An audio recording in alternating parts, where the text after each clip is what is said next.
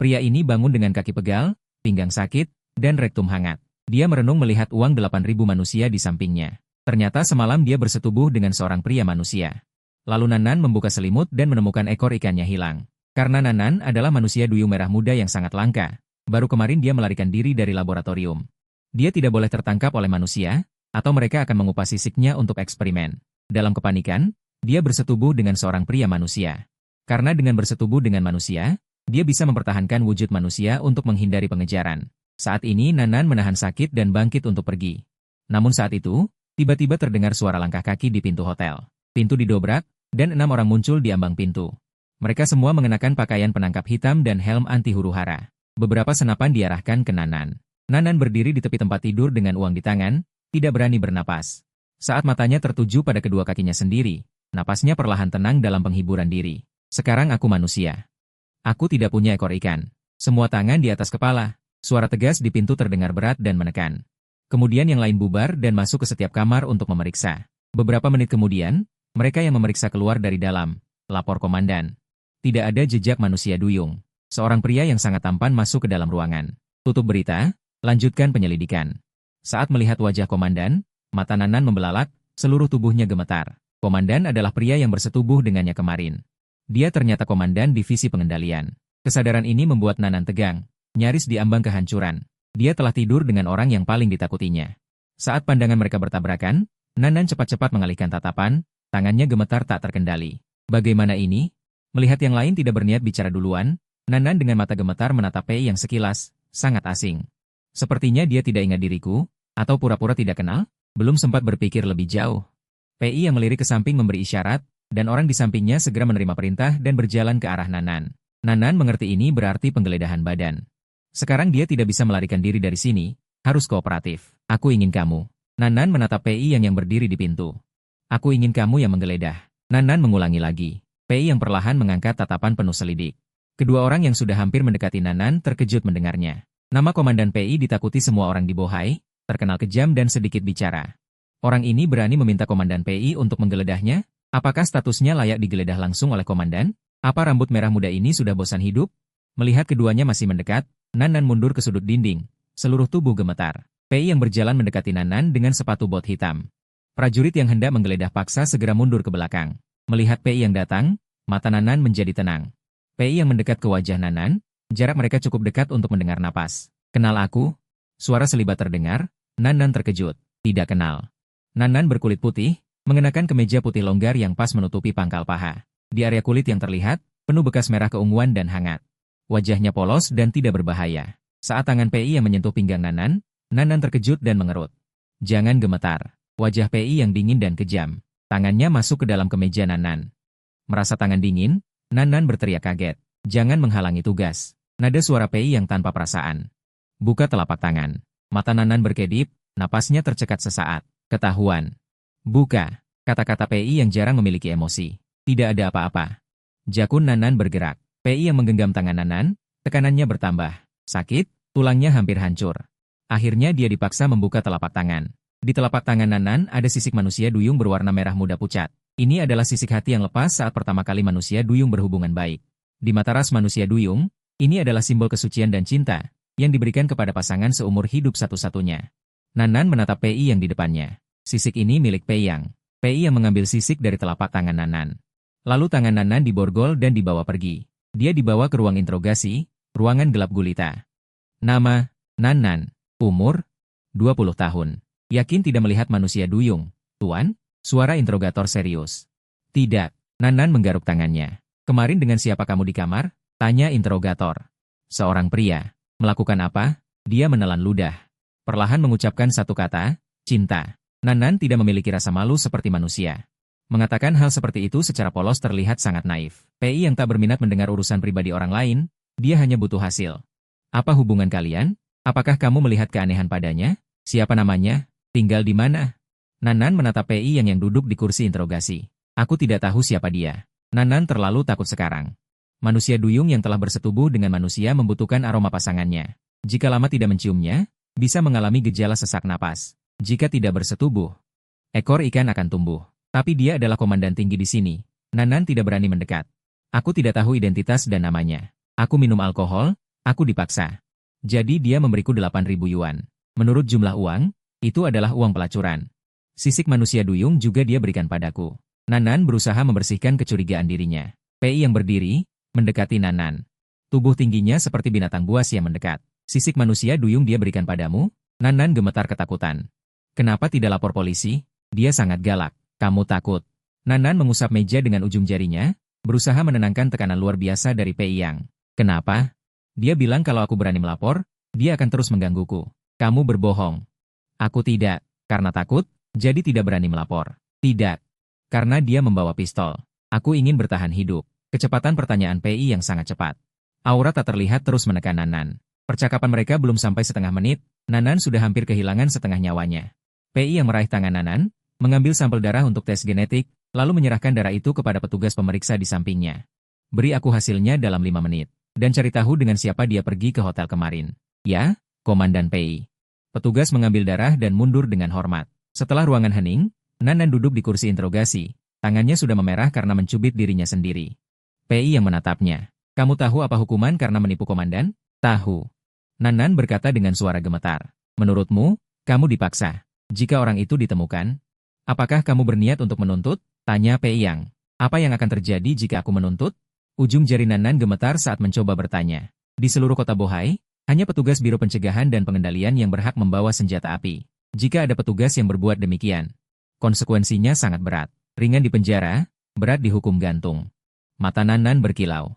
Bagaimana jika posisinya sangat tinggi? PI yang berkata. Tidak lebih tinggi dariku. Sebelum Nanan menjawab, seorang petugas di pintu mengetuk ruang interogasi. Komandan PI, kami menemukannya. Pandangan petugas itu menghindar, ucapannya tidak jelas, seperti ada hal memalukan yang tidak berani diucapkan. Kenapa ragu-ragu? PI yang tidak suka bawahannya bersikap ragu-ragu seperti itu, dia berkata dengan suara berat. Petugas itu memejamkan mata, pasrah. Bos, orang yang menginap di hotel dengannya tadi malam adalah Anda. Suasana di sekitar membeku. Begitu kata-kata itu keluar, petugas interogasi dan beberapa staf di ruangan itu terpaku, tidak berani bergerak sedikit pun. Pupil mata PI yang bergetar. Dia merebut dokumen dari tangan petugas dengan kecurigaan yang tak terlihat, lalu menundukkan pandangannya. Di dokumen itu tertera jelas informasi pribadinya. Pikirannya dengan cepat mengingat semua aktivitasnya kemarin. Dalam ingatannya, dia tidak pernah melihat Nanan sama sekali.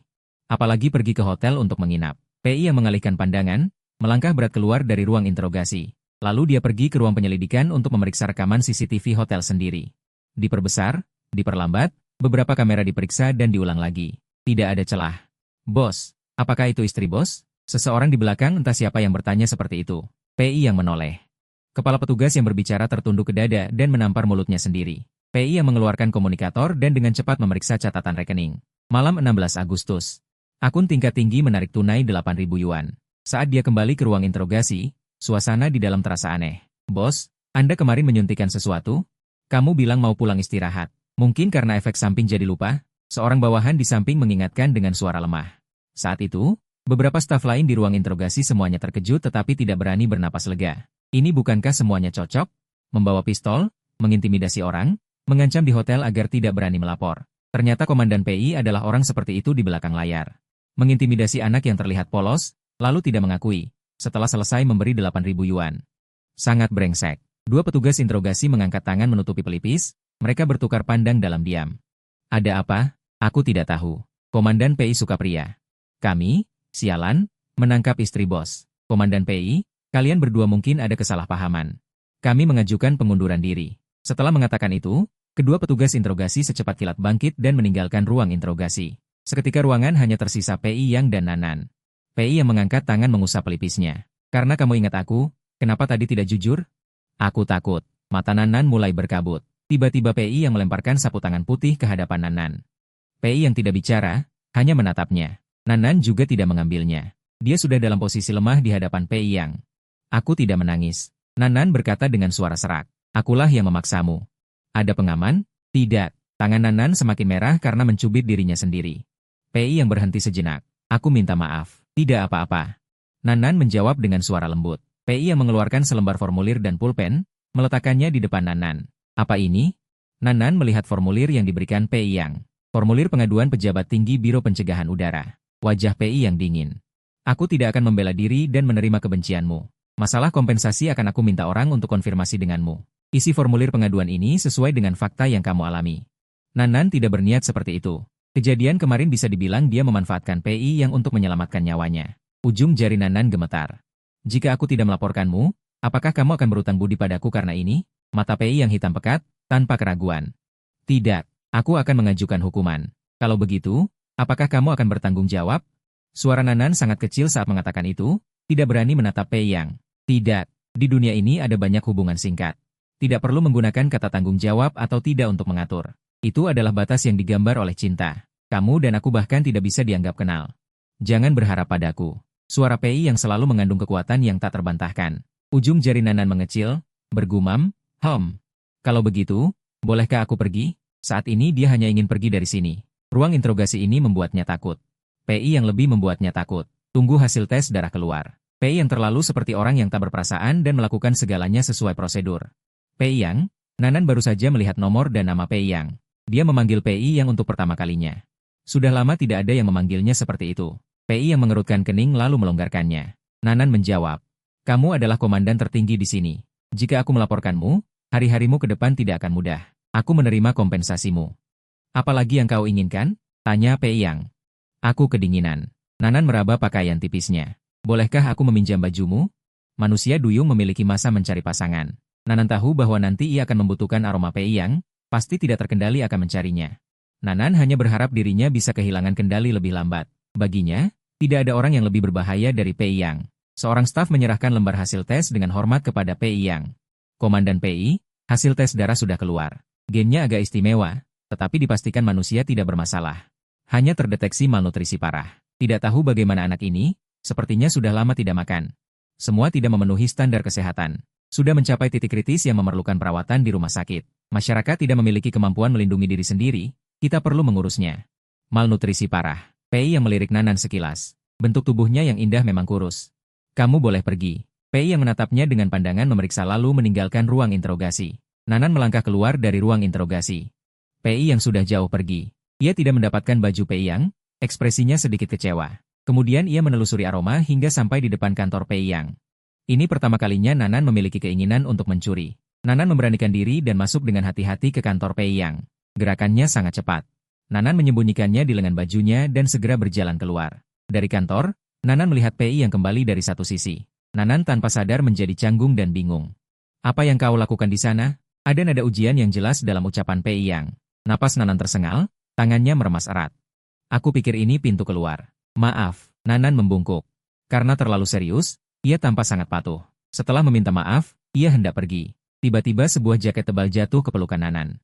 Dengan aroma jeruk pahit yang samar, ia secara refleks menangkapnya. Itu dilempar oleh Pei Yang. Secercah cahaya terlihat di mata Nanan.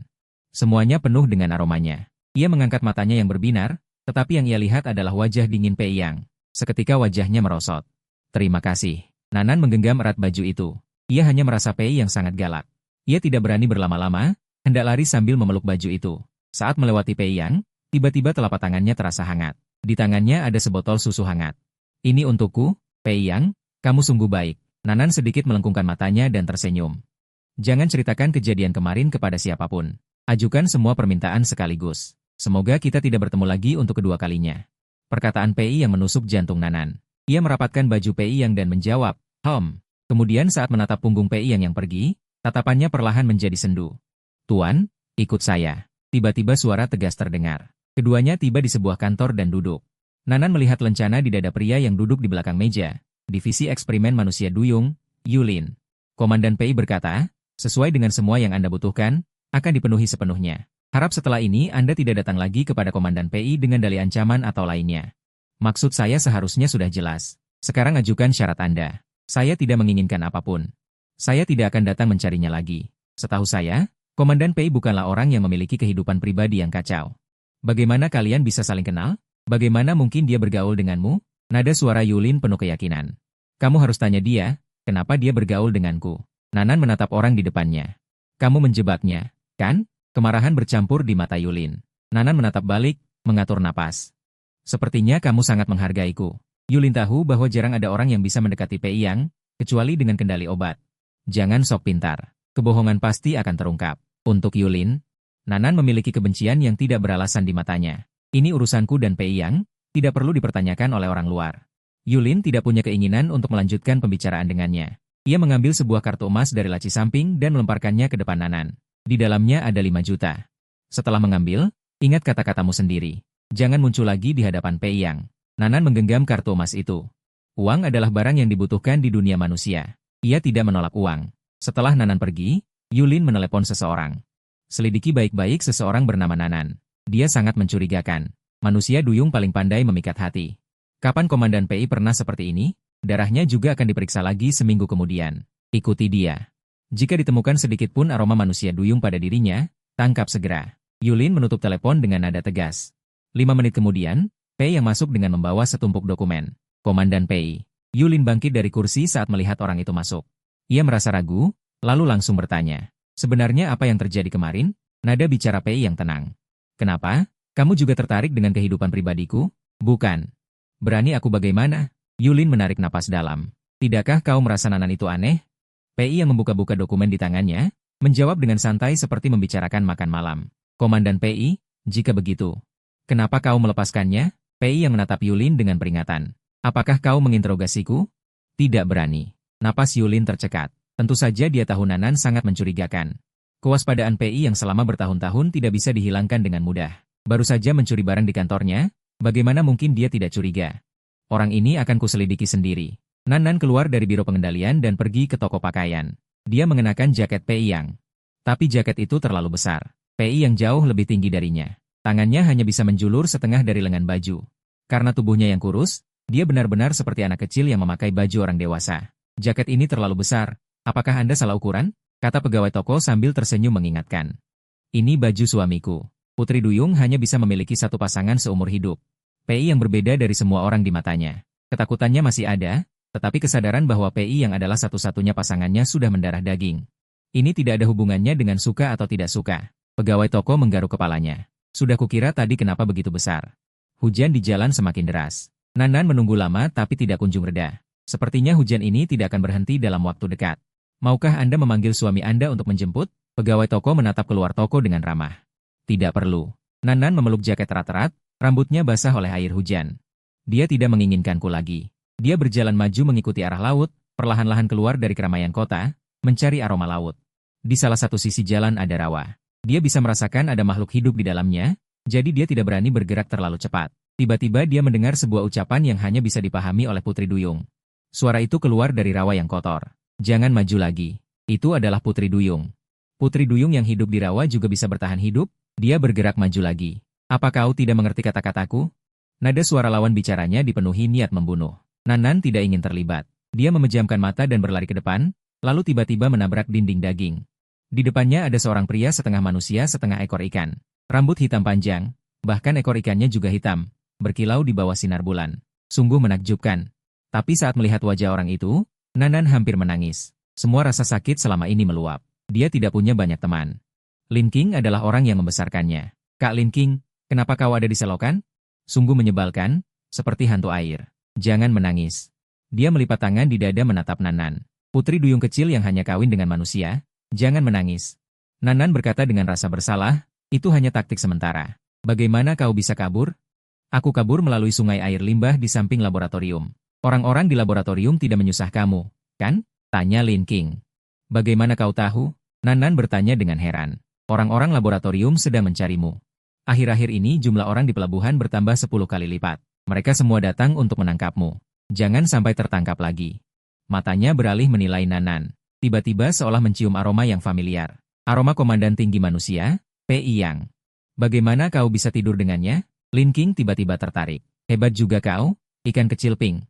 Aku juga ingin tidur dengannya. Telinga Nanan langsung memerah. Ia paling benci dipanggil ikan duyung pink kecil. Kamu jenis ikan duyung hitam apa? Jangan macam-macam dengannya. Kamu membela manusia? Mata Lin King tajam seperti duri. Tidak, aku tidak. Nanan cepat-cepat membantah. Lin King tertawa, kesal karena tidak bisa mendidiknya. Kamu benar-benar bodoh. Tidur sekali dengan komandan manusia, jangan kira kamu jadi istimewa. Aku bilang, jangan bodoh. Kalau dia tahu kamu manusia duyung, kira dia akan membunuhmu atau melindungimu? Manusia duyung lain mencium bau pei yang di tubuhmu.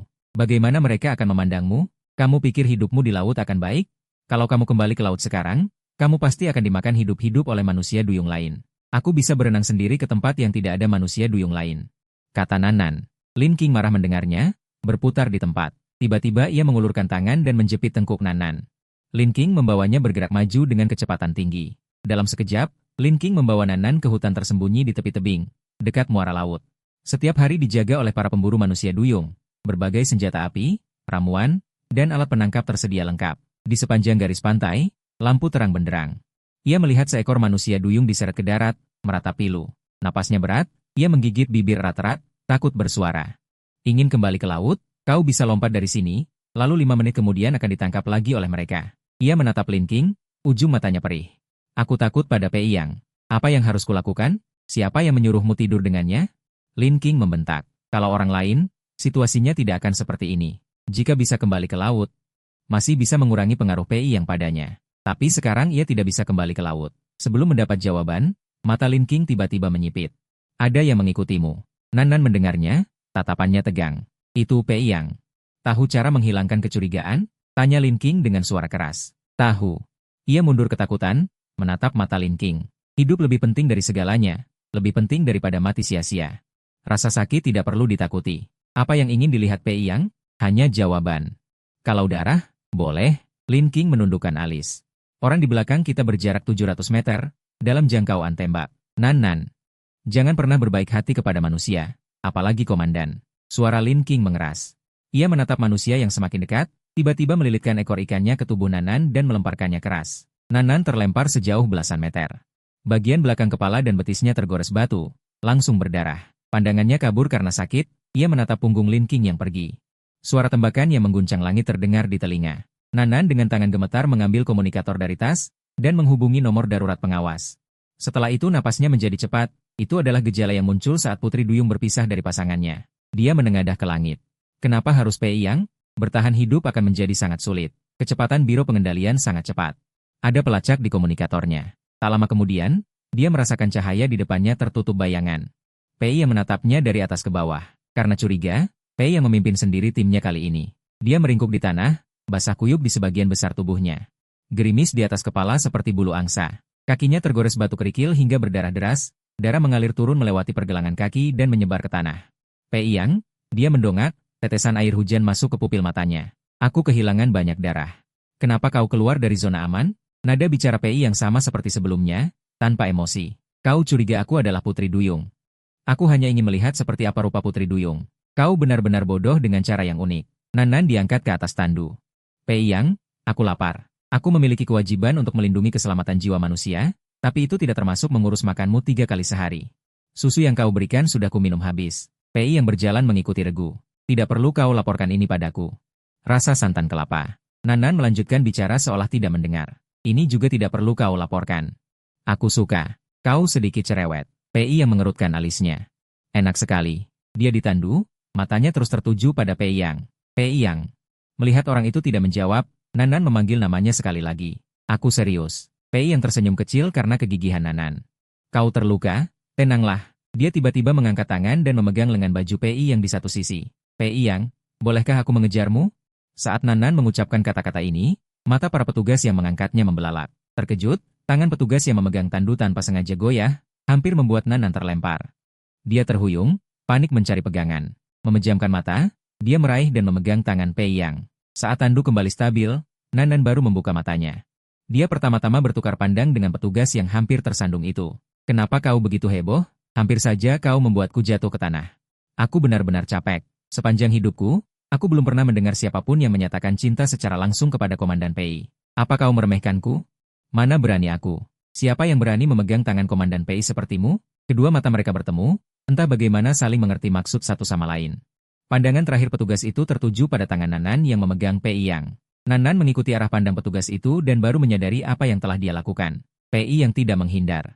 Dia berniat memanfaatkan kesempatan untuk menggenggam erat tangan Pei Yang, tapi Pei Yang menarik tangannya. Maaf. Nan berbisik. Aku sengaja. Aku ingin memegang tanganmu. Pertanyaanku tadi, kenapa tidak kau jawab? Pei Yang terus berjalan ke depan, tanpa menunjukkan emosi. Nan mendesak. Bolehkah aku mengejarmu? Pei Yang. Dia menolak dengan tegas. Tidak boleh. Nan menutup telinga, pura-pura tidak mendengar.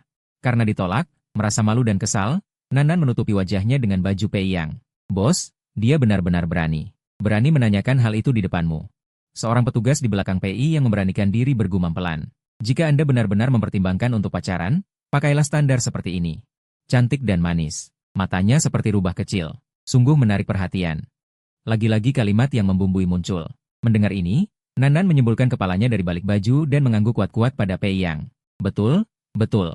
Ya ampun, dia malah mengangguk. Kenapa dia begitu imut? Xiao Wu yang mengangkat Nanan benar-benar tidak tahan. Pei Yang melotot ke Xiao Wu. Pasal 7 Peraturan Tanggung Jawab Biro Pengendalian, dilarang bercanda dengan warga biasa. Dilarang menggoda secara verbal.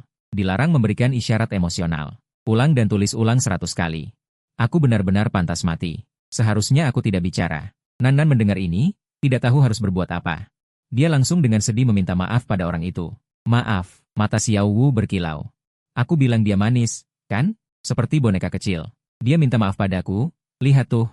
Bos, dia saja tidak keberatan. Bagaimana kalau dianggap selesai saja? Suara Xiao Wu semakin kehilangan keyakinan. Pei yang bergumam, kau dengarkan saja dia. Xiao Wu menjadi sangat gugup karena ucapan Pei Yang. Pei Yang galak sekali. Nanan mulai ngobrol dengan Xiao Wu di depan Pei Yang. Aku berani bilang, iya kan? Tidak galak. Apa dia sering memarahi kalian? Bukan. Tolong jangan bicara lagi. Bisa. Apa kau benar-benar tidak merasa dia galak? Galak? Pei yang menatap Nanan dan bertanya padanya. Nanan menoleh dan berkata, maaf. Ekspresi Pei yang sedikit berubah. Kau sangat suka minta maaf. Bukan. Nanan berkata sambil tersenyum. Lebih suka padamu. Dan juga suka berbohong. Kata Pei yang. Suara Nanan melemah sedikit. Tidak. Kau berbohong lagi. Pei yang dengan mata hitam bagai sungai bawah tanah yang bergolak, tajam sejenak. Kau tahu berapa banyak tahanan yang diinterogasi seorang komandan dalam setahun? Semua ciri-ciri pembohong ada padamu.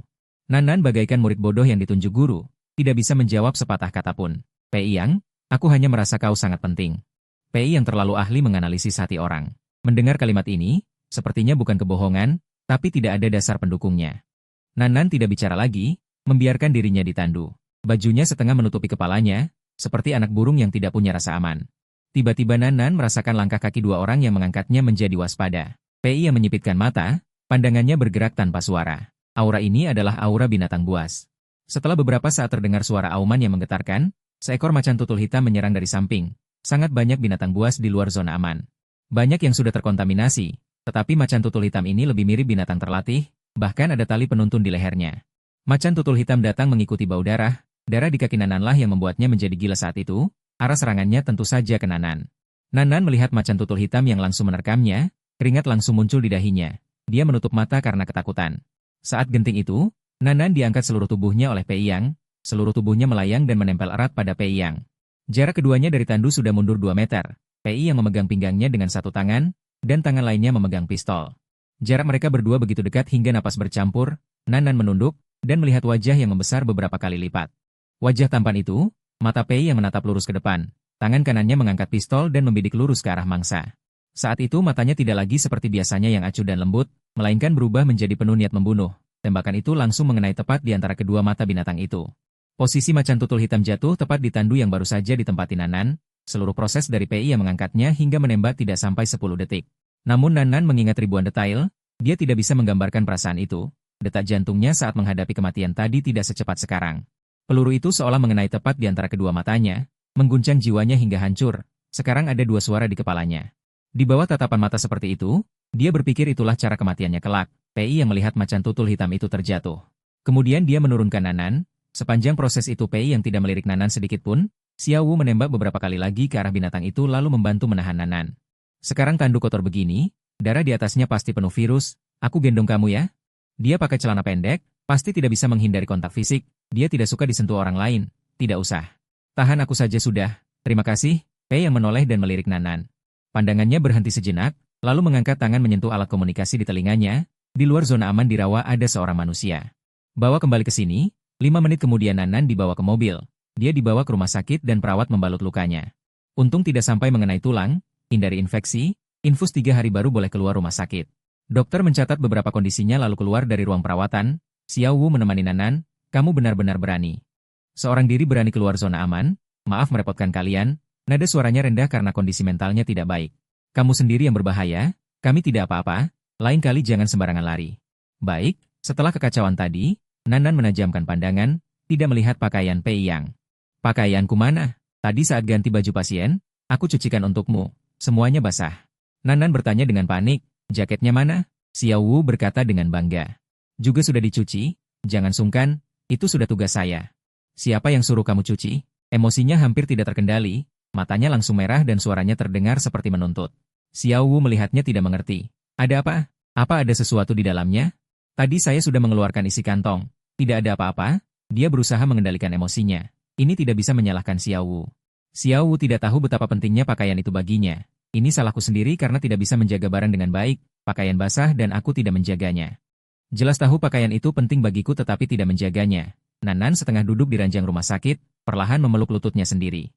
Kepalanya sedikit tertunduk. Maaf, dia tidak melihat ke arah Xiao Wu. Hanya meminta maaf dengan lembut padanya. Terima kasih atas niat baikmu. Xiao Wu semakin merasa ada yang tidak beres. Apa mungkin benar ada sesuatu di dalam pakaian yang tidak dia keluarkan? Maka dia membawa pakaian yang sudah dikeringkan itu dan mengembalikannya ke kamar perawatan Nanan. Saya bawakan untukmu. Xiao Wu memberikan jaket yang sudah kering itu padanya. Nanan mengulurkan tangan mengambil pakaian itu. Hal pertama yang dia lakukan adalah menciumnya. Aromanya sudah hampir hilang. Masih ada sedikit sisa, tetapi baginya itu sama saja tidak ada. Xiao Wu mulai curiga. Pakaian ini milik Komandan Pei, pantas saja kamu marah sekali. Komandan Pei kami sendiri yang memberikannya padamu. Xiao Wu langsung bergairah ingin menggosipkan atasannya. Nanan membuka bibirnya. Bukan. Aku yang memintanya. Xiao Wu mengangguk dengan ekspresi paham. Kamu suka komandan kami, kan? Nanan mengangkat kepalanya. Untuk pertama kalinya memikirkan pertanyaan ini dengan serius. Dia tidak tahu apa itu suka. Jantungku berdegup kencang saat melihatnya. Nanan berkata, dia tahu semua emosinya tidak lebih besar dari rasa takut. Xiao Wu benar. Dia takut padanya, juga tidak bisa lepas darinya. Xiao Wu tidak bisa membantah kata-kata itu. Dia juga sangat takut, jangan takut, Xiao Wu tersenyum lebar. Aku belum pernah melihat dia memberikan pakaiannya pada orang lain. Nanan dengan gugup meremas selimut, apa Pei yang sangat sibuk? Dia menyelamatkanku, apa mungkin dia akan menjengukku? Dia bertanya dengan penuh harap. Ini benar-benar membuat Xiao Wu bingung. Setiap hari ada warga yang terluka. Bagaimana mungkin Komandan Pei akan menjenguk? Ini, Xiao Wu menggaruk kepalanya, dia memang cukup sibuk. Xiao Wu ingin mengatakan sesuatu lagi tetapi tugas datang. Dia meninggalkan nomor telepon untuk Nanan. Aku tidak bisa terus menemanimu. Aku harus pergi. Jika ada masalah telepon aku. Nanan mengangguk pelan lalu lelah berbaring. Dia memeluk jaket Pei yang sambil meringkuk, berusaha merasakan sisa kehangatan terakhir di dalamnya. Dia mengatur napasnya agar merasa sedikit lebih baik. Dengan jaket itu, dia bertahan hingga pagi hari. Rintihan kesakitan keluar dari tenggorokannya, keringat membasahi dahi dan lehernya. Perawat yang datang untuk memeriksa kamar membuka pintu dan langsung merasakan ada yang tidak beres. Dia segera menekan tombol darurat. Pasien di bangsal 9 yang dikirim dari Biro Pengendalian menunjukkan gejala sesak napas. Perlu pertolongan darurat. Suara perawat terdengar tergesa-gesa saat dia membuka selimut dan melihat wajah pasien yang memerah tidak normal. Pasien dalam keadaan linglung. Perlu segera diketahui penyebab penyakitnya. Pikiran Nanan kacau, pergelangan tangannya diambil darah. Berbagai alat berkedip dan berbunyi di depannya. Oksigen di sekitarnya menjadi sangat melimpah. Dia merasa sedikit hidup kembali. Ada apa? Tidak punya keluarga? Situasi ini terlalu berbahaya. Kenapa tidak ada yang merawat sama sekali? Terdengar suara bentakan dokter di telinganya. Tidak tahu berapa lama berlalu, Nanan merasakan aroma di sekitarnya menjadi harum. Dia menghirup udara sekali dalam-dalam, seolah-olah seluruh tubuhnya tenggelam ke dalam laut dan hidup kembali. Nanan perlahan membuka matanya. Pei yang ada di dekatnya. Dia bahkan tidak sempat memakai sepatu, langsung berlari ke arah sumber aroma itu. Akhirnya, di lorong paling ujung rumah sakit, dia melihat Pei yang sedang menelepon seseorang. Aku ada di rumah sakit.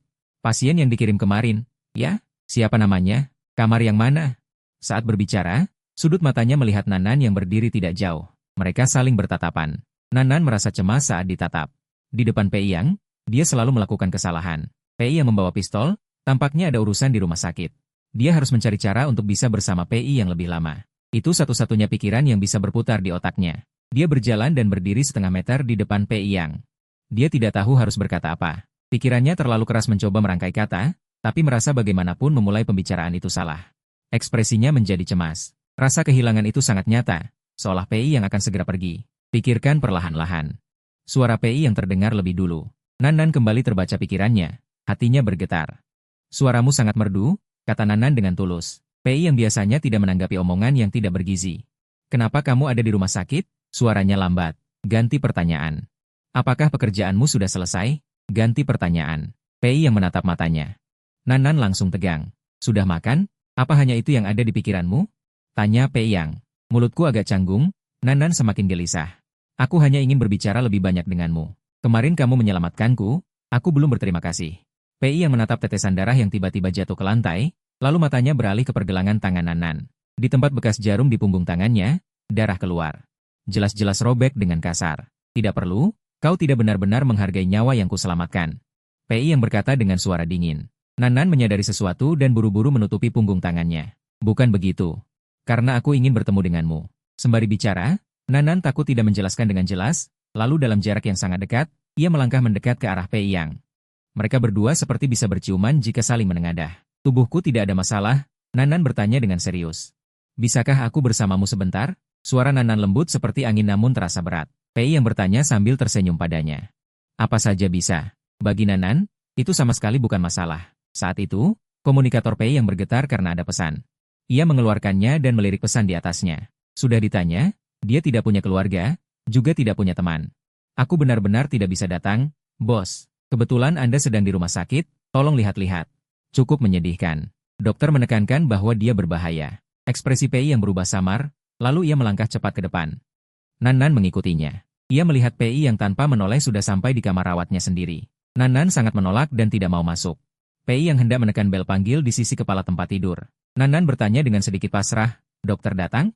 Kau akan pergi? Ya, Pei yang menghentikan gerakannya. Kau pikir aku akan pergi? Jadi kau tidak ingin dokter datang? Pei yang membalikan ucapan tanpa memberi ruang. Iya. Nanan menunduk, tidak menatapnya. Jadi kalau aku tidak pergi, kau akan memanggil dokter? Benarkah? Suara Nanan menjadi sedikit lebih cerah. Hanya 1 jam. Terima kasih.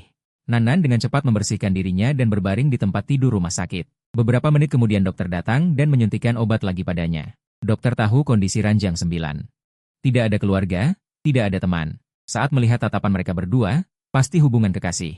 Kondisi tubuh pasangan Anda sangat lemah. Obat cair nutrisi yang diresepkan tidak diminumnya. Tolong nasihati dia. Penyakit sesak napas tidak dapat ditemukan penyebabnya.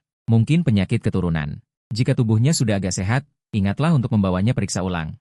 Kalau tidak, bisa mengancam jiwa. Saat mengatakan kalimat ini, dokter sudah berjalan menuju pintu. Ia menatap Pei yang dengan cemas. Tapi Pei yang tampak tanpa emosi. Apa kau marah? Nan yang bertanya dengan hati-hati. Dia pergi terlalu cepat. Aku tidak sempat menjelaskan. Tidak usah terlalu peduli dengan pikiran orang lain. Jika menjelaskan akan membuang-buang waktumu, kau bisa melakukan hal lain. Nada bicara Pei yang tenang dan terkendali. Nanan bertanya dengan tegang. Misalnya melakukan apa? Misalnya meminum obat cair nutrisi di sisi tempat tidur. Pei yang berkata dengan lembut. Baik, ia sangat patuh. Dia meraih dan meminum nutrisi cair itu. Pendengaran manusia ikan sangat tajam. Dia mendengar dengan jelas suara dari seberang, suara pria dewasa. Memanggil Pei yang dengan sangat akrab, Pei Yang, Pei Yang. Saya sarankan kamu langsung bicara saja. Tidak ada orang lain di sekitarmu, kan? Pei yang melirik Nanan. Begini, 2 hari lalu 1 ekor melarikan diri dari laboratorium pusat kelautan.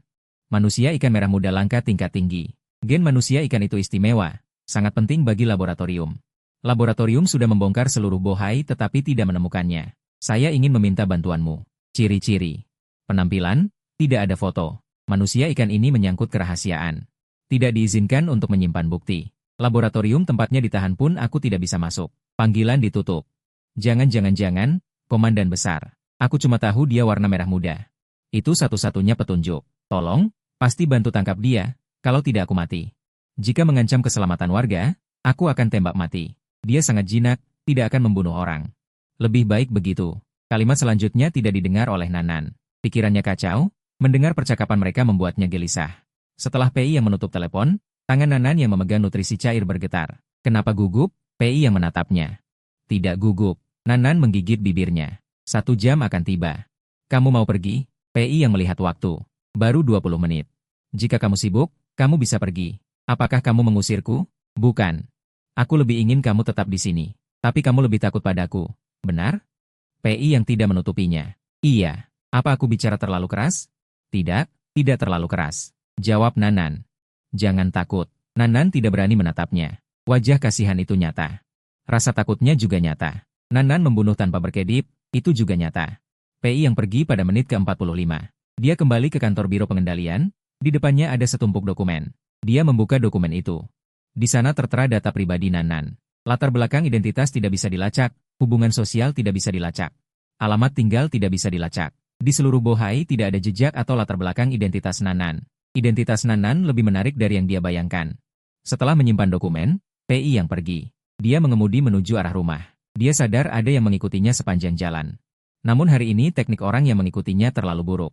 Setelah memarkir mobil di depan pintu, PI yang turun dan berjalan menuju pintu. Tak lama, dari balik mobil agak jauh muncul kepala berwarna merah muda pucat. Rumah PI yang adalah villa bergaya barat satu lantai. Halaman depannya luas, tanamannya juga subur. Nan melihat ke dalam rumah ke arah lampu yang menyala. Dia menduga itu kamar tidur.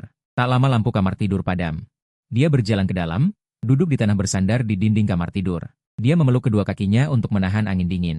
Dia bisa merasakan PI yang sangat dekat dengannya. Sangat dekat sehingga mungkin posisi tempat tidur di dalam kamar adalah tempat dia bersandar.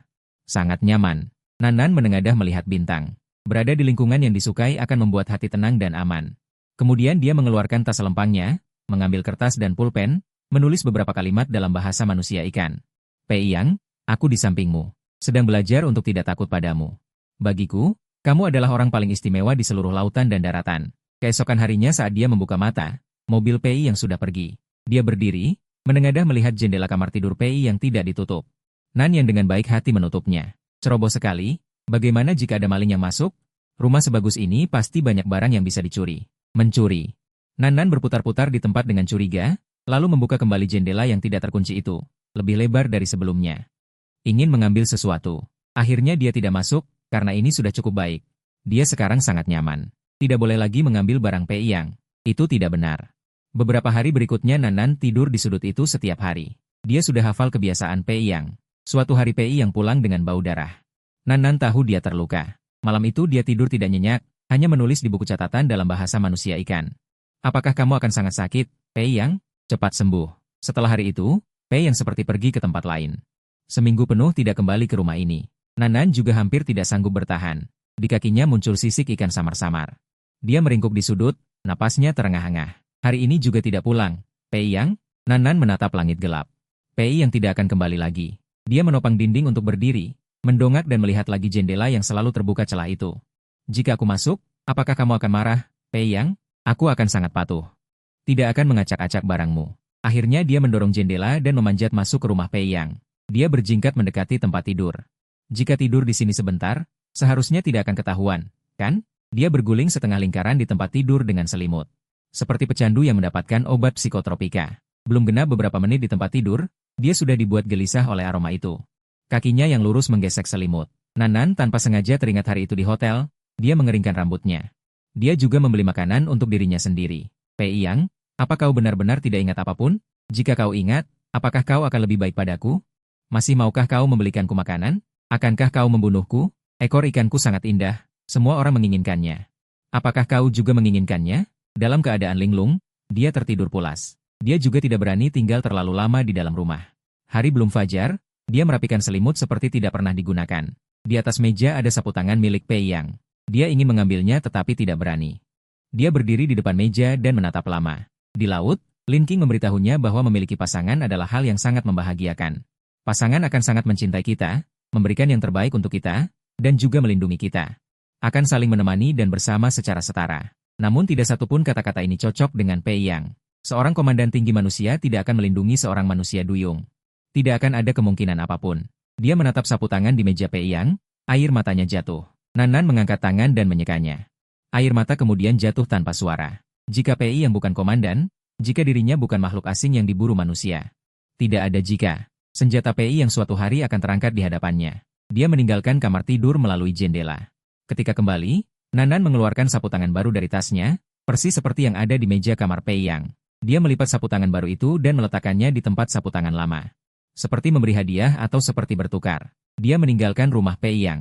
Dia membalut bagian paha kaki kirinya dengan kain kasa. Menutupi tempat di mana sisik ikan muncul, menyamar seolah terluka. Dia tiba di depan kantor pencegahan dan pengendalian. Dia sendiri tidak tahu mengapa saat berjalan dia sampai di sini. PI Yang sedang keluar dari dalam. Nan sudah lama tidak melihatnya. Dan untuk pertama kalinya dia merasa bau PI yang tidak sedap. PI yang memiliki bau darah manusia duyung di tubuhnya, aroma pekat yang hanya muncul ketika ada pembunuhan. Nan ingin melarikan diri, tetapi PI yang melihatnya. Berlari lagi akan tampak aneh. Dia melangkah setapak demi setapak menuju PI Yang. Komandan PI, Nan memanggil PI yang seperti itu untuk pertama kalinya. Entah mengapa di depannya tergambar garis merah tak terlihat. PI yang mengangguk ramah dan bersiap pergi dengan acuh. Komandan PI, Apakah hari ini kau membunuh banyak manusia duyung? Dia memasang ekspresi santai. Komandan PI, baumu amis sekali. PI yang menunduk melihat perban di kaki Nanan. Kau sepertinya selalu terluka. Komandan PI, apakah hari ini kau membunuh banyak manusia duyung? Nanan bertanya lagi seolah memaksa ingin tahu hasilnya. Meskipun jantungnya berdebar seakan-akan keluar dari dada, PI yang menggelapkan pupilnya dan berkata dengan suara berat. Ini adalah hal yang tidak berhak kau ketahui. Kau sangat bau. Sebelumnya tidak seperti ini. Apakah kau datang hanya untuk mengatakan ini? PI yang menatap mata Nanan. Kau akan mendapat balasan. Nanan seolah menggunakan keberanian besar untuk mengatakan itu. Balasan? Tatapan PI yang berhenti sejenak. Suaranya sangat pelan, alisnya berkerut. Sungguh repot kau datang khusus untuk memberitahuku. Apakah ada hal lain yang ingin kau katakan? Jika membenci seseorang, jauhi saja dia. Setelah berkata demikian, PI yang segera pergi. Nanan tidak mengerti maksud PI yang. Tak lama setelah PI yang pergi, dia melihat kerumunan orang besar membawa spanduk berjalan menuju kantor pencegahan. Berbagai papan dengan tanda silang merah. Bendera putih yang dilapisi darah. Orang-orang yang membawa bendera juga berteriak slogan yang menggema ke langit. Tolak melepas anak manusia duyung kembali. Tolak keputusan keliru komandan. Manusia duyung membunuh saudara kita. Harus diusir ke laut lepas. Mohon kantor pencegahan mengutamakan keselamatan manusia. Demi ketenangan manusia selama 100 tahun, tolak sikap lunak hati. Nanan menolak sikap lunak hati, terguncang. Ini adalah pemandangan yang tak akan pernah dia lupakan seumur hidup. Semua kata terdengar jelas di telinganya. Dan dia berdiri tepat di depan barisan. Langkah orang-orang itu seperti mencabut nyawa. Tulisan merah terang adalah vonis mati bagi Nanan. Tanda silang merah seperti digambar di tubuhnya. Dan PI yang dimarahinya pergi adalah satu-satunya orang yang baru saja berdiri di belakangnya. Dia mengingat kata-kata yang baru saja dia ucapkan kepada PI yang, merasa sangat bersalah. Kau akan mendapat balasan. Sungguh repot kau datang khusus untuk memberitahuku. Jika membenci seseorang, jauhi saja. Apakah PI yang juga akan menderita? Apakah dia juga akan merasa sakit? Nanan mendengar kata-kata makian dari barisan demonstran satu persatu. Tiba-tiba dia tersenyum dengan mata sedikit merah, lalu berbalik cepat dan berlari ke arah di mana PI yang baru saja pergi. Mengikuti aroma, mereka semakin dekat. Jantungnya berdetak semakin cepat. Dia melihat sebuah toko kue di pinggir jalan. Akhirnya dia membeli beberapa dan keluar. Nanan melanjutkan perjalanan sambil memegang kue. Akhirnya dia melihat PI yang di bawah dinding bunga di ujung jalan. Dia melangkah mendekat. Saat melihat Nanan, PI yang pertama-tama mengernyit, lalu langsung berbalik dan pergi. PI yang, dia memanggil PI yang sekali. PI yang tidak menjawab, tidak berhenti sama sekali. Seperti tidak mendengar, dia terus berjalan. Nanan mempercepat langkah untuk mengejar PI yang. Saat sampai di belakangnya, tiba-tiba dia berkata, maaf, tulus dan penuh semangat. PI yang terus berjalan. Dia mengikuti. Setiap langkah PI yang, Nanan mengikuti 2 langkah. Kau suka mengikuti orang yang dibenci? PI yang tiba-tiba berkata dengan nada dingin. Tidak benci? Nanan dengan cepat membantah. Aku membeli kue. Kau mau makan? Nanan bertanya tanpa hubungan. PI yang menghentikan langkahnya seolah malas berjalan. Lalu dia menyalakan sebatang rokok. Bisakah kau merokok lebih sedikit? Nadanya sangat pelan hampir tidak terdengar. Dia tidak punya posisi untuk mengatakan itu tapi tetap mengatakannya. Apa yang ingin kau katakan? PI yang menatapnya langsung dan bertanya. Nanan tidak tahu bagaimana menjelaskan kejadian barusan. Dia menggigit bibirnya erat. Tidak ada yang ingin kukatakan. Kalau begitu, bisakah kau pergi? PI yang bertanya dengan nada menuntut. Jangan bersedih. Nanan terdiam beberapa saat lalu menjawab. Nanan dengan cepat membantah. Mendengar kata-katanya, PI yang tertawa tanpa alasan. Apa kau benar-benar mengenalku? Kau baik pada semua orang. Kau juga pernah menyelamatkanku. Kau orang yang sangat baik. Ia mengambil kue puding dari makanan manis yang dibelinya dan memberikannya pada Fei Yang. Ini tidak manis. Kau datang sejauh ini hanya untuk memberiku ini? Fei Yang menatapnya. Nanan mengangguk. Fei Yang tidak menerima pemberian Nanan. Saat itu, sebuah mobil hitam berhenti di depan mereka. Fei Yang naik ke mobil. Di kursi kemudi duduk seorang pria tampan, berkacamata dan berambut emas. Orang di kursi kemudi melirik Nanan dengan senyum sinis. Pacarmu? Ekspresi Fei Yang tidak rileks, jelas tidak menyukai ucapan itu. Melihat itu, Nanan menatap orang di dalam mobil dan menjelaskan. Bukan, kau salah paham. Bukan aku yang membelikan dia begitu banyak makanan manis. Lu Huainian memasang wajah ingin tahu gosip. Suka sama Fei Yang kita? Nanan menundukkan kepala. Tapi perasaan imut dan jernih itu terlalu jelas. Ia tidak menyangkal. Suka. Sayang sekali. Dia tidak suka tipe seperti dirimu.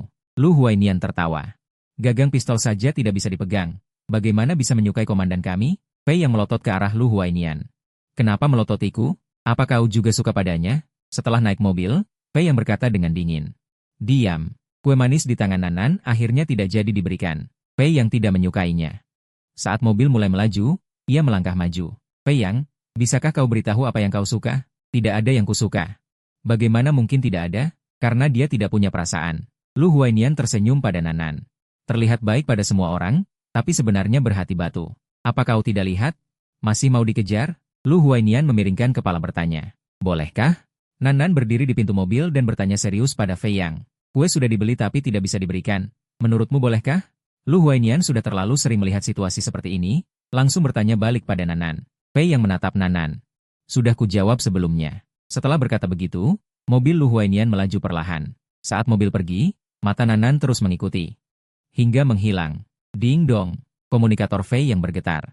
Video rekaman kamar tidur durasi baru 6 jam, silakan periksa. Lu Huainian melihat sekilas notifikasi kamera Fei Yang, ia mengangkat alis dan bergurau malas. Berani ke rumahmu? Mau mati? Biar kulihat. Lu Huainian tiba-tiba mengumpat. Apa dia orang gila? Semua yang suka padamu memang gila? Bahkan memanjat jendela ke kamar tidurmu. Kelihatannya masih muda, benar-benar anak sapi baru lahir yang tak takut harimau. Berani melakukan apa saja. Fei Yang diam, tatapannya menjadi suram. Setelah Nanan memanjat masuk lewat jendela, ia tidak mengobrak-abrik mencari sesuatu. Juga tidak keluar dari kamar tidur. Hanya berdiri di dalam, dengan hati-hati dan panik. Bukan itu, dia bahkan naik ke ranjangmu. Seiring perubahan gambar, Lu Huainian melanjutkan. Saat melihat Nanan terbaring di ranjang dengan pakaian kusut, alis Fei Yang mengernyit semakin dalam. Ini terlalu panas. Lu Huainian terkejut menatap Fei Yang. Ekspresi Fei Yang sangat tenang, ia melotot ke arah Lu Huainian lalu menyimpan komunikatornya.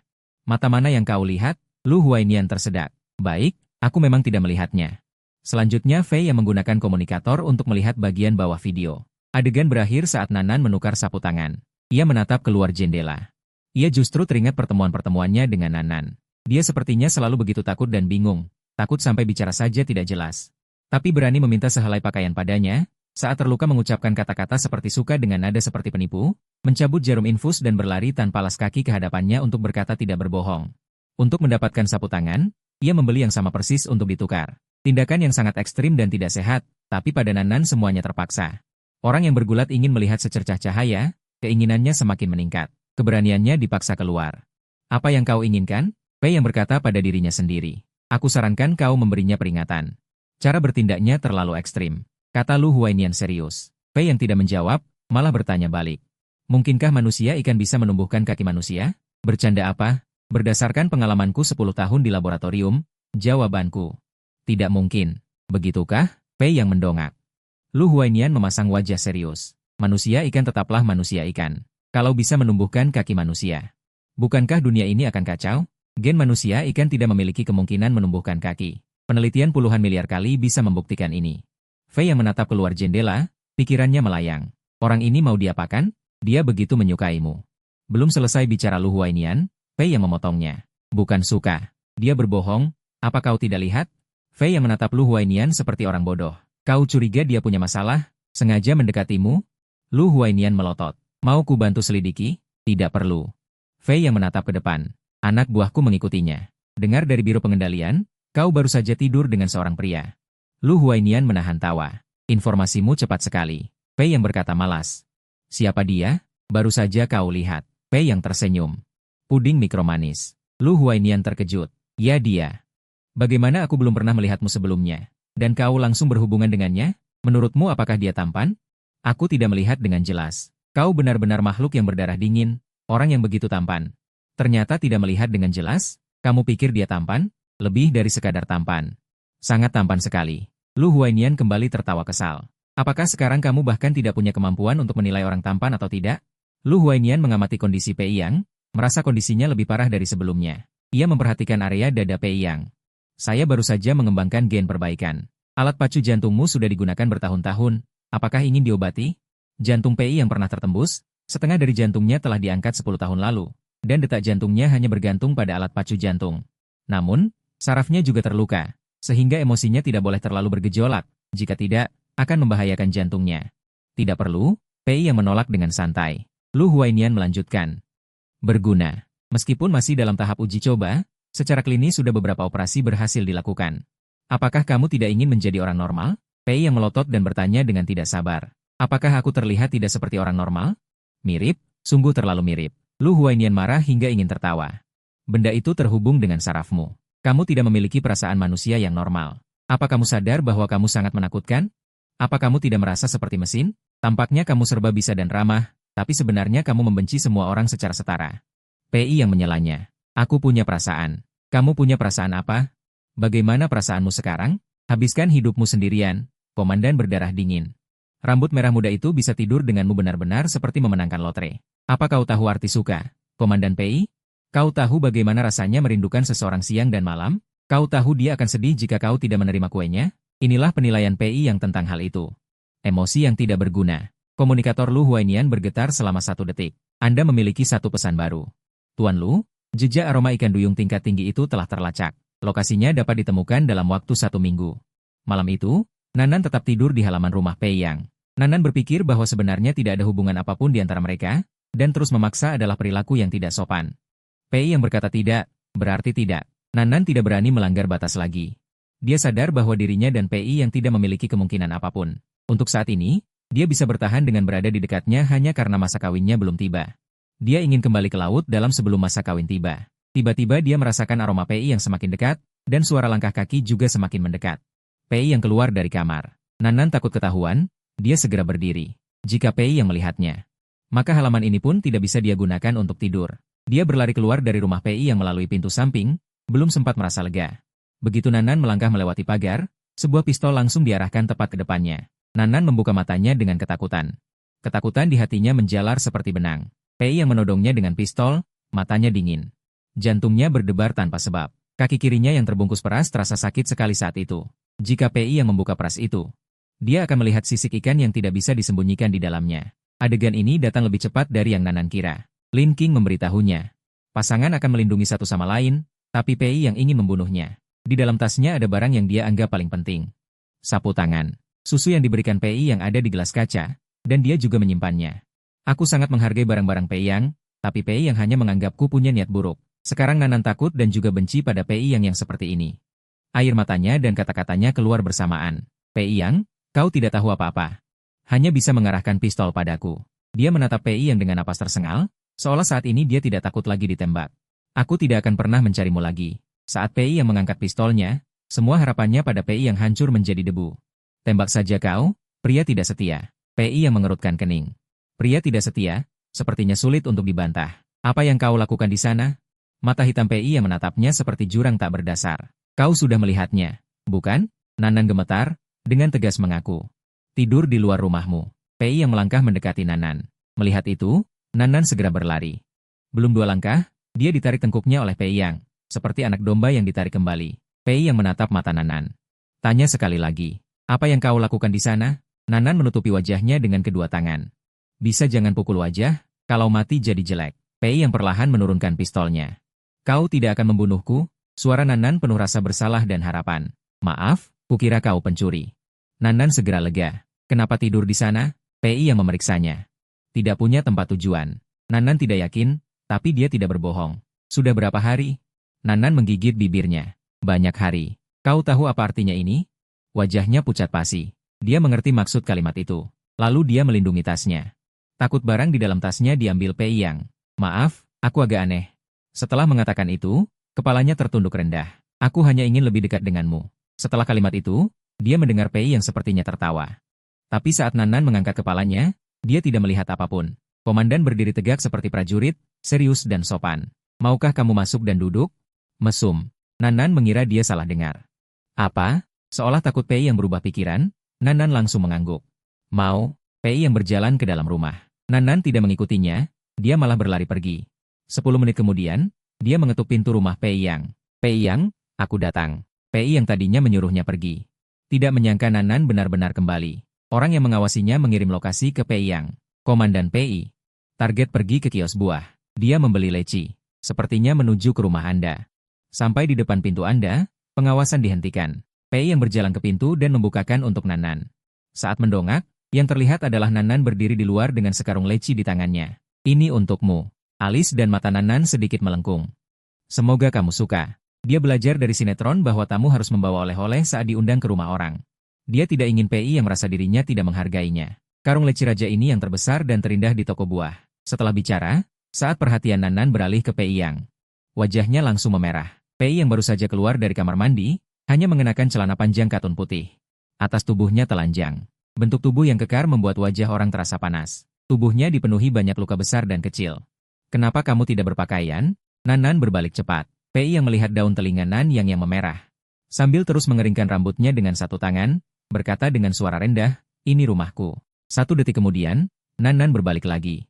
Dia membawa leci dan mengikuti Pei yang masuk ke rumah. Setelah itu, Pei yang memakai bajunya dan berkata singkat.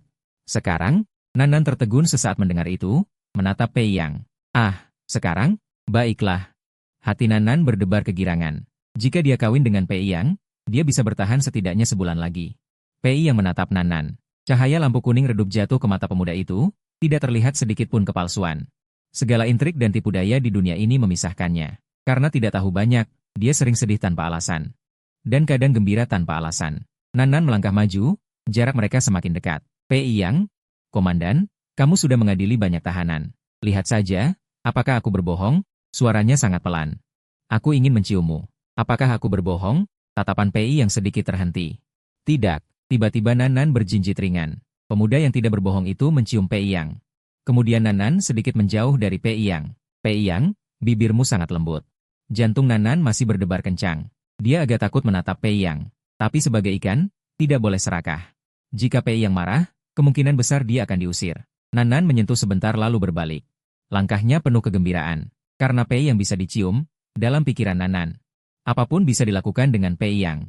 Dia berjalan ke sofa, duduk dengan patuh. Bolehkah aku tinggal lama? Tanyanya dengan suara sangat pelan. Melihat Pei Yang tidak menjawab, dia khawatir Pei Yang marah. Seperti tadi, kamu sudah mencium berapa orang? Pei Yang tiba-tiba bertanya. Nan mendongak, bertemu tatapan Pei Yang. Aku hanya akan menciummu seorang. Jangan lakukan itu lagi, nada Pei Yang jarang dingin.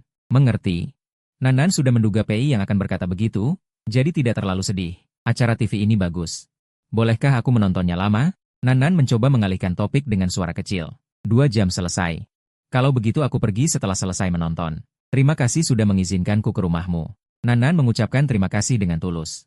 Bisakah kamu menuangkan segelas air besar untukku? Mata Pei yang menjadi sedikit gelap, tiba-tiba muncul keinginan untuk menggoda. Pasti segelas air besar? Ya, aku minum banyak. Pei yang berjalan ke tempat dispenser air. Nan mengeluarkan sebuah gelas dari tasnya. Pei yang menatapnya. Itu adalah gelas susu yang dulu diberikan Pei Yang padanya. Ternyata dia masih menyimpannya. Aku pakai gelasku sendiri. Dia berjalan ke samping Pei Yang.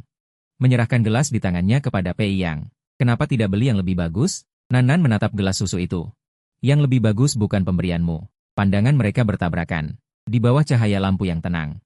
Kata-kata Nan selalu tulus. Saat itu, suara ketukan pintu terdengar dari luar. Pei Yang membuka pintu. Ekspresi Nan langsung suram. Rumah Pei Yang? Orang lain bisa datang seenaknya, tapi dia tidak. Lu Huainian membawa banyak makanan dan langsung masuk ke dalam. Tahu kamu pasti belum makan. Semua yang kubawa ringan. Tidak akan meninggalkan bau di mana-mana. Lu Huainian berjalan sambil mendongak. Puding karamel pink. Dia menatap Nan dengan kaget, lalu mengalihkan pandangan ke Pei Yang. Sudut bibirnya tersenyum. Melihat Nan tampak tidak senang, dia tidak banyak bertanya dan langsung mengalihkan topik. Kebetulan, aku bawa untuk 5 orang. Bisa makan bersama. 5 orang? Nan terkejut. Jiang Shumo dan Yulin akan datang sebentar lagi. Mendengar nama Yulin, jari Nan mengejang. Yulin adalah orang dari laboratorium manusia duyung. Sekarang kakinya dibalut perban, Nan tahu dia tidak punya jalan mundur. Dia tidak ingin berada di sini lagi. Dia tiba-tiba meraih lengan baju Pei Yang, gerakannya cepat tetapi sangat ringan. Pei Yang. Nan berdiri di depannya dan memanggilnya. Aku ingin pulang. Bisakah aku datang ke rumahmu lagi nanti? Nan mengencangkan genggaman jarinya. Hanya untuk menonton TV, Lu Huainian menyambung. Mau kemana? Ayo makan. Aku tidak akrab dengan mereka. Tidak baik, kata Nan hati-hati, berharap tidak ada celah. Kamu tidak ingin bersama Pei Yang kami? Lu Huainian menatap Nan dari atas. Ingin. Nan tidak bisa berbohong tentang hal ini. Nah, kan, kalau mau mengejar orang yang disukai, tentu harus kenal dulu kehidupannya, biar bisa menyerang dengan mulus. Nan menatap Pei Yang. Pei Yang hanya berkata, putuskan sendiri. Nan berpikir. Kalau tetap di sini, bisa makan bersama Pei Yang. Aku ingin bersamamu. Nan seolah membuat keputusan dengan tegas. Beberapa menit kemudian, Jiang Shumo dan Yulin masuk ke rumah membawa barang-barang. Karena gugup, Nan secara naluriah berdiri di belakang Pei Yang. Lihat kalian berdua.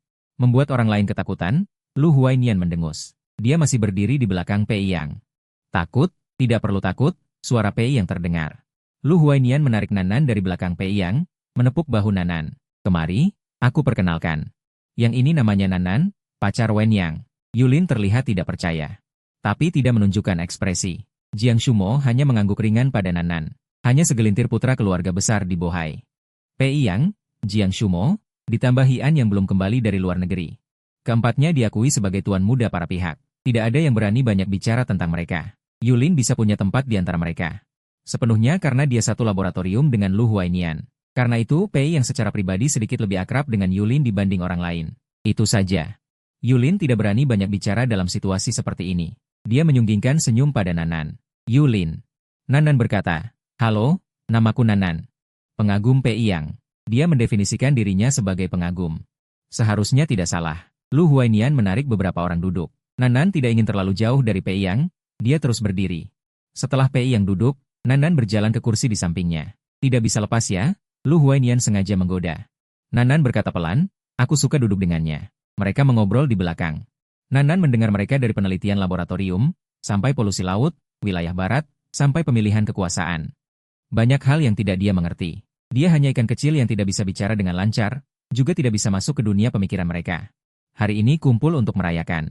Manusia duyung yang aku cari akan segera terlacak posisinya, kata Lu Huainian dengan senyum penuh percaya diri. Nanti aku pasti ingin lihat. Manusia duyung merah muda sangat langka, 100 tahun sekali. Lu Huainian melanjutkan, kalau dapat izin, aku akan foto untuk kalian lihat. Seharusnya dalam 2 hari bisa tertangkap. Selama ratusan tahun, Nan adalah satu-satunya manusia duyung merah muda di seluruh Bohai. Brak. Sumpit di tangan Nan tiba-tiba jatuh ke lantai karena gugup. Dia membungkuk mengambil sumpit itu dan cepat-cepat berkata, aku cuci dulu.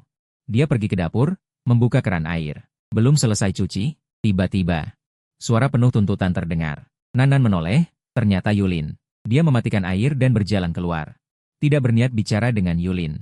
Saat melewati Yulin, Yulin menghalangi jalannya. Apa akalmu? Sudah ambil uang?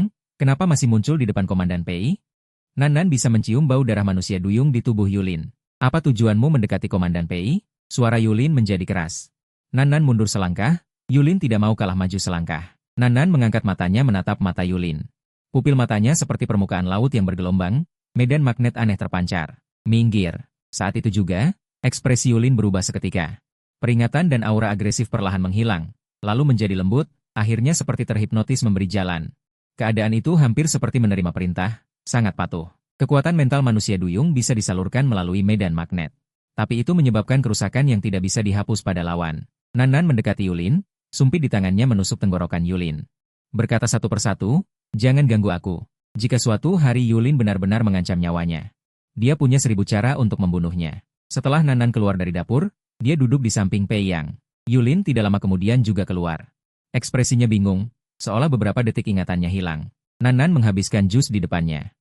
Lalu mengangkat gelas menghadap Pei Yang. Pei Yang, bisakah kamu menuangkan sedikit untukku? Lu Huainian tersenyum pada Nan. Alkohol ini tinggi kadarnya. Bisa kamu minum?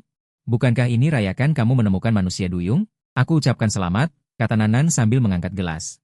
Kamu juga tertarik pada manusia duyung? Lu Huainian menyambung. Iya. Nan menggosok gelasnya. Kamu yakin bisa menangkapnya dalam 2 hari? Pelacakan aroma biasanya tidak akan bermasalah.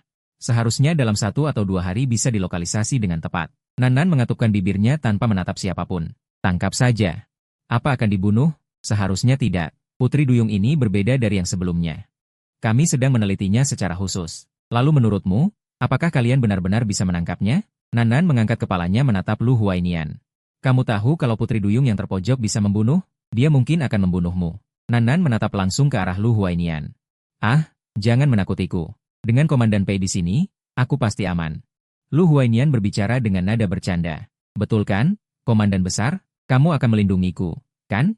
Awalnya Nan mengira Pei yang tidak akan menjawab omongan tak berguna itu, tapi kali ini dia benar-benar menjawab Lu Huainian. Nan menundukkan pandangannya. Lalu, apakah Komandan juga akan melindungiku? Sorot mata Pei yang berubah halus, suaranya berat dan dalam. Kamu seperti anak kecil yang meminta permen. Nan tersenyum pada Pei Yang, matanya melengkung. Kalau bisa mendapatkannya, pasti akan sangat bahagia. Tidak, kata Pei Yang. Nanti akan ada? Tidak ada yang tahu masa depan. Pasti akan ada. Nan duduk sangat dekat dengan Pei Yang. Kakinya sengaja menyentuh lembut kaki Pei Yang, terlihat sangat akrab. Nan yang terlalu mudah merasa puas. Optimisme adalah alasan terbesar Nan cepat berdamai saat terluka. Baru saja mendengar perkataan Lu Huainian, Nan sadar dalam hati, dia tidak bisa tinggal di sini lagi. Di sekelilingnya penuh bahaya. Hari ini mungkin adalah terakhir kalinya dia bersama Pei Yang, atau mungkin terakhir kalinya dia melihat Pei Yang. Atau dia akan ditangkap kembali, atau dia akan membunuh. Dalam kejahatan ekstrim, dia juga akan dibunuh oleh manusia. Atau dia mendapat berkah dari langit, benar-benar kembali ke laut dalam. Tapi kesempatan itu sangat tipis. Pei yang tidak akan mengingatnya, juga tidak akan menganggapnya istimewa. Dia sama seperti jutaan orang lainnya. Hanya seorang tersangka yang pernah diinterogasi di mata Pei Yang. Semua itu tidak masalah. Yang paling Nan kuasai adalah kesepian sendirian. Dia mengambil gelas dan langsung meneguknya. Astaga, ini anggur, bukan air. Siapa yang minum seperti itu? Mata Lu Huainian membulat, langsung merebut gelas dari tangan Nan. Kamu bodoh? Nan menatap Pei Yang dengan pandangan sayu, tiba-tiba merasa kepalanya berat dan kakinya ringan. Dia mengambil kembali gelasnya dan menuang lagi untuk dirinya sendiri. Saat hendak minum, Pei Yang menghalanginya. Aku ingin minum. Kudengar orang bilang, minum alkohol bisa menghilangkan 1000 kesedihan. Sekarang dia akan pergi. Pei Yang tidak tahu apa-apa. Nan mendorong tangan Pei Yang. Kakak Lu, isi penuh. Panggilan, Kakak Lu, itu membuat hati Lu Huainian meleleh. Tanpa sadar dia menuang setengah gelas untuk Nan. Mulut kecilmu manis sekali. Dia siap meminumnya, tapi Pei Yang mengambil gelas itu. Dari sudut matanya, Nan melihat Pei Yang, tatapan Pei Yang agak menakutkan. Nan menundukkan pandangannya. Sepertinya kamu sedang memarahiku, Pei Yang bertanya dengan datar. Apa aku bicara? Tidak. Nan bersandar di meja. Perasaan setengah mabuk ini membuatnya sangat nyaman. Matanya tertuju pada jari-jari Pei Yang ramping. Perlahan tangannya meraih ke arah sana. Menyentuh ujung jari Pei Yang menghindar. Pandangan Nan perlahan menjadi sendu. Tak lama kemudian dia mendengar suara pintu ditutup. Saat mendongak, dia melihat beberapa orang berjalan menuju pintu. Meja makan belum dibereskan. Nan dengan patuh ingin membereskannya. Pei Yang sepertinya kembali dibuat tertawa olehnya. Dia berjalan mendekat dan memanggil. Nan tidak mendongak. Saatnya pulang. Kata Pei Yang. Pulang. Ya, saatnya pulang. Dia mendongak ke arah tempat Pei Yang berdiri. Dia berjalan setapak demi setapak menuju Pei Yang. Pei Yang, kita sepertinya tidak akan bertemu lagi. Akankah kau mengingatku? Rambutku merah muda. Warna mataku sangat terang. Nan menunjuk ke bibirnya sendiri. Dan aku pernah menciummu. Aku mungkin sedikit berbeda dari orang lain, kan? Akankah kau mengingatnya? Nan bertanya terlalu serius. Seolah jawaban ini lebih penting dari apapun baginya. Dia menunggu lama tanpa mendengar jawaban Pei Yang. Nan melingkarkan pandangannya ke sekeliling rumah Pei Yang. Masih ada 2 hari. Dia berjalan menuju sofa di ruang tamu. Aku akan menonton TV sebentar lagi. Dia mulai mengupas lengkeng yang dibelinya sendiri. Satu persatu dikupas, tapi dia sendiri tidak memakannya. Saat Pei Yang mendekat, Nan sudah mengupas sepiring kecil. Dia menoleh ke arah Pei Yang duduk. Jari-jari Nan lengket dengan air lengkeng. Dengan linglung tapi serius, dia mengangkat tangannya dan menyentuh bibir Pei Yang. Air yang menetes menempel di tengah garis bibir Pei Yang. Sangat dingin. Pei Yang, mungkinkah kau akan menyukaiku? Nan menarik tangannya kembali. Di dasar matanya terpancar pemandangan paling cemerlang di permukaan laut. Kamu terlalu banyak minum. Suara Pei Yang sangat datar. Mungkinkah? Nan bertanya sekali lagi. Tidak mungkin. Nada suaranya dingin dan tegas. Tidak ada emosi yang mengalir di dasar mata Nan. Kita sudah saling kenal sebulan. Pertama kali di hotel itu. Hotel bintang 5 terbaik di Bohai. Kamu yang membawaku ke sana. Pei Yang. Kadang aku berpikir, jika kau mengingatnya, mungkinkah kau akan lebih baik padaku? Suaranya semakin pelan. Saat menatap Pei Yang, dia bertanya, apakah kau benar-benar tidak ingat? Nan tidak membutuhkan jawaban dari Pei Yang. Aku hanya ingin mengatakan sesuatu, lagi pula 2 hari lagi dia mungkin tidak akan hidup. Aku sedikit sedih sekarang. Wajah Nan sedikit memerah, suaranya pelan. Apa aku berbohong? Mata Pei Yang sangat dalam. Dalam tanpa ujung. Dia bisa melihat Nan tidak berbohong. Tidak. Pei Yang menjawabnya. Aku menyukaimu. Nan melanjutkan. Sekarang juga bukan kebohongan. Anda memiliki pesan baru, pengumpulan aroma manusia duyung berhasil. Lokasi akan ditentukan dalam 48 jam. Kali ini Pei Yang tidak mengatakan dia berbohong, apalagi menyangkal emosinya. Setelah berpikir matang, bibir tipisnya terbuka. Mengerti, kata-kata Pei Yang seperti peringatan. Jangan suka pada komandan. Nan berdiri dari sofa. Aku pulang. Pei Yang, apakah lukamu di kaki perlu dibalut ulang? Nada tanya Pei Yang lambat dan tenang. Ribuan emosi tetap tidak terlihat. Nan menunduk melihat perban di pahanya dan mundur selangkah. Tidak usah. Aku baru membalutnya pagi ini. Tidak merepotkanmu. Nan cepat-cepat menjauh dari Pei Yang. Dia sudah berpikir. Dia tidak akan mencari Pei Yang lagi. Harus menerima takdir. Berdiri di pintu, Nan menoleh ke arah Pei Yang. Kurangi merokok. Beberapa menit kemudian komunikator di meja bergetar. Dari Lu Huainian. Orang sibuk, ingat minum obat penstabilmu. PI yang melihat pesan itu dan membalas satu.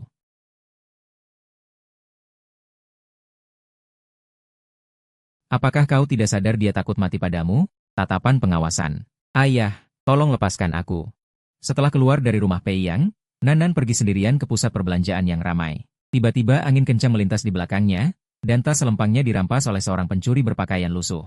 Kecepatan pencuri itu sangat cepat, jelas sudah lama mengincar Nanan sebagai target, dan Nanan yang selama ini patuh dan tenang. Melihat pencuri itu kabur dengan tasnya, matanya memerah karena amarah. Di dalam tas tidak ada barang berharga. Orang lain tidak akan mengejar. Hanya sapu tangan, gelas kaca, dan jaket PI yang dilipat rapi oleh Nanan. Tapi bagi Nanan, itu lebih berharga dari 5 juta yang ada padanya. Dia menerobos kerumunan dan mengejar pencuri itu. Lambat laun, pencuri itu sadar dia tidak bisa melepaskan diri dari Nanan. Pemuda di belakangnya tidak menunjukkan tanda-tanda menyerah. Kemudian pencuri itu lari ke jalan kecil. Karena hafal medan, pria itu berlari ke gang di dalam jalan. Setelah berbelok 6 atau 7 kali, dia melihat tidak ada yang mengikuti. Benar-benar bisa mengejar. Pencuri itu mencemooh, lalu dengan penuh harap membuka tas Nanan. Saat setengah terbuka, napas pria itu tersendat. Tiba-tiba pencuri itu merasakan tenggorokannya tercekat. Dia didorong ke dinding di belakangnya, getarannya membuat organ dalamnya sakit. Nanan mencekik leher pencuri itu. Sebelum pencuri itu sempat bereaksi, Nanan menariknya dan membantingnya ke tanah. Debu halus berhamburan. Detik berikutnya, seteguk darah menyembur dari mulutnya. Nanan menatap darah di tanah dengan alis tidak sabar. Kenapa kau mencuri barangku? Tolong, lepaskan aku. Pencuri itu memohon pada Nanan dengan kalimat yang tidak jelas. Ekspresi Nanan tidak berubah. Jangan pukul lagi. Sebentar lagi akan ada yang mati. Saat itu, dari sudut gelap gang terdengar suara pria. Orang itu berjalan ke arah sini. Seorang pria berpakaian jas. Jas pesanan tinggi, kacamata berbingkai emas, penampilannya anggun dan bangsawan. Nanan mengambil tasnya dari tanah dan hendak pergi. Pria berkacamata itu memperhatikan gerakan Nanan, lalu tiba-tiba tersenyum. Kau sangat pedas, sayang. Nanan menoleh ke arah pria itu. Terima kasih. Lin Zifan sudah membayangkan 100 jawaban. Tidak disangka hanya, terima kasih. Orang yang kau pukuli, kau pergi begitu saja? Lin Zifan memanggil Nanan. Apakah kau benar-benar normal? Kau memukuli orang di sini sampai setengah mati. Aku saksi mata. Kau pergi begitu saja, seperti pergi ke pasar? Nanan terus berjalan seperti tidak mengerti. Sampai Lin Zifan berkata lagi, di sini akan diurus oleh Biro Pengendalian. Jika kau pergi, itu dianggap melarikan diri. Kau akan ditangkap. Mendengar itu, langkah Nanan tiba-tiba terhenti. Melihat kata-kata itu efektif, Lin Zifan melanjutkan, kau tidak bisa lolos. Biro Pengendalian bisa menangkapmu dalam 1 jam. Nanan segera berbalik menghadap Lin Zifan. Lalu apa yang harus aku lakukan? Kupikir kau tidak peduli pada hukum. Lin Zifan tidak mengatakan solusi apapun. Dia mengulurkan tangan pada Nanan. Halo. Nama saya Lin Zifan. Zi, dari kata, mengetahui. Bertemanlah, maka aku akan memberitahumu apa yang harus dilakukan. Lin Zifan tersenyum. Senyumnya munafik, pada tingkat yang tidak bisa dirasakan Nanan. Nanan menatap tangan pria itu dengan bingung, lalu mengangkat tangannya untuk menjabat. Namaku Nanan. Kau bersedia berteman denganku? Belum ada yang mengatakan hal seperti itu padaku. Kata-katamu membuatku berpikir kau tidak punya teman. Lin Zifan menggenggam tangannya dengan ringan. Senyumnya penuh kebebasan. Kau lebih kejam dari penampilanmu. Dia baru saja melihat seluruh proses Nanan mengejar dan memukuli orang. Apakah kau pernah berlatih?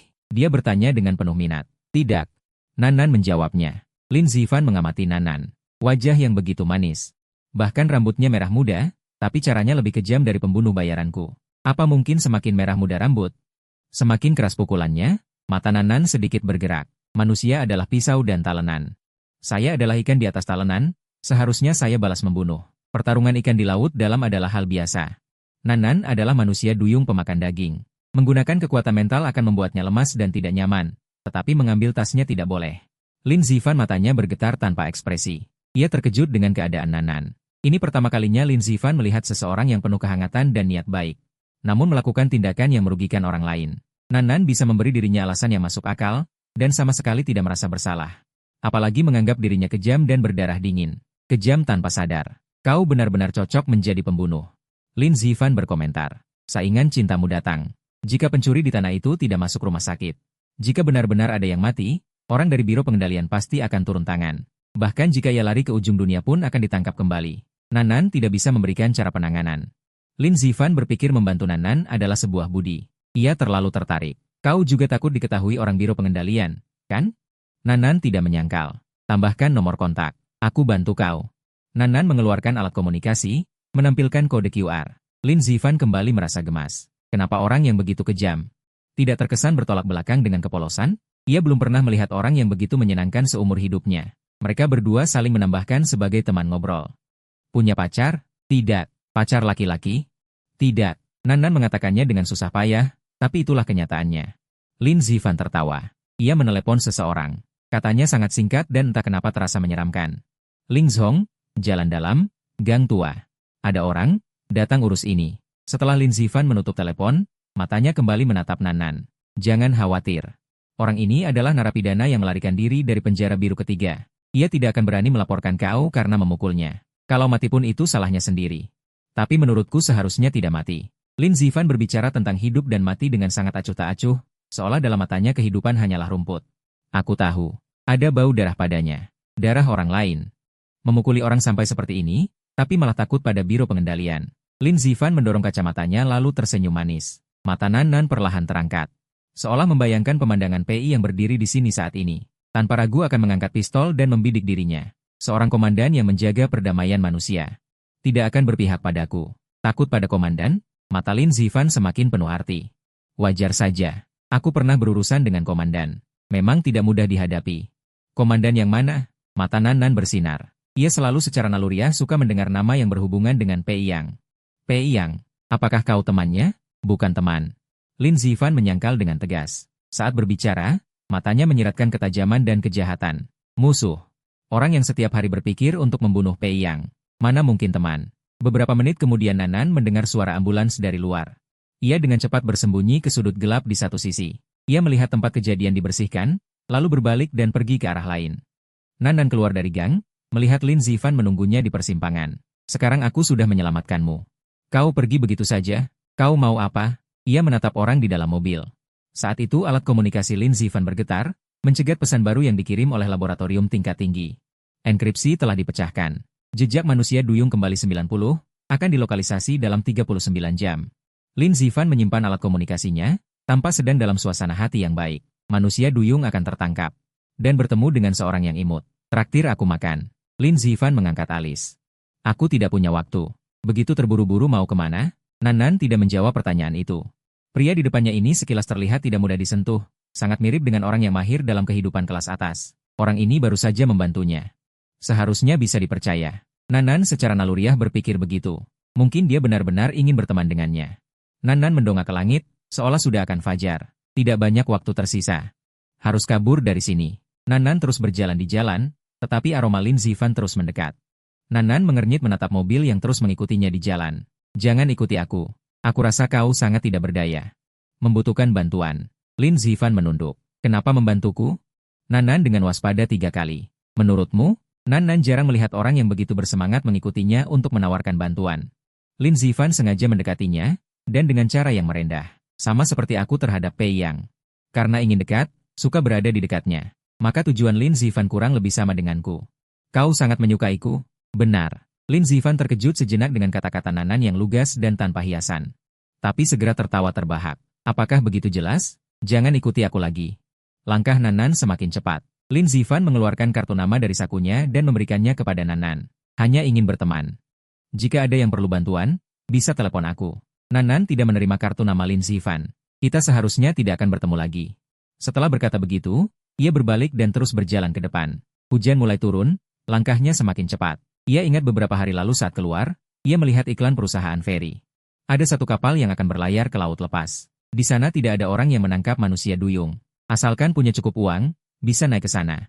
Dengan begitu dia bisa melompat ke bagian terdalam perairan. Sebelumnya dia menelepon dan bertanya, lawan bicaranya memintanya mengirimkan informasi identitas. Namun identitas Nanan dibuat melalui populasi virtual pasar gelap, tidak lolos seleksi. Dia bahkan tidak lolos seleksi lapisan pertama.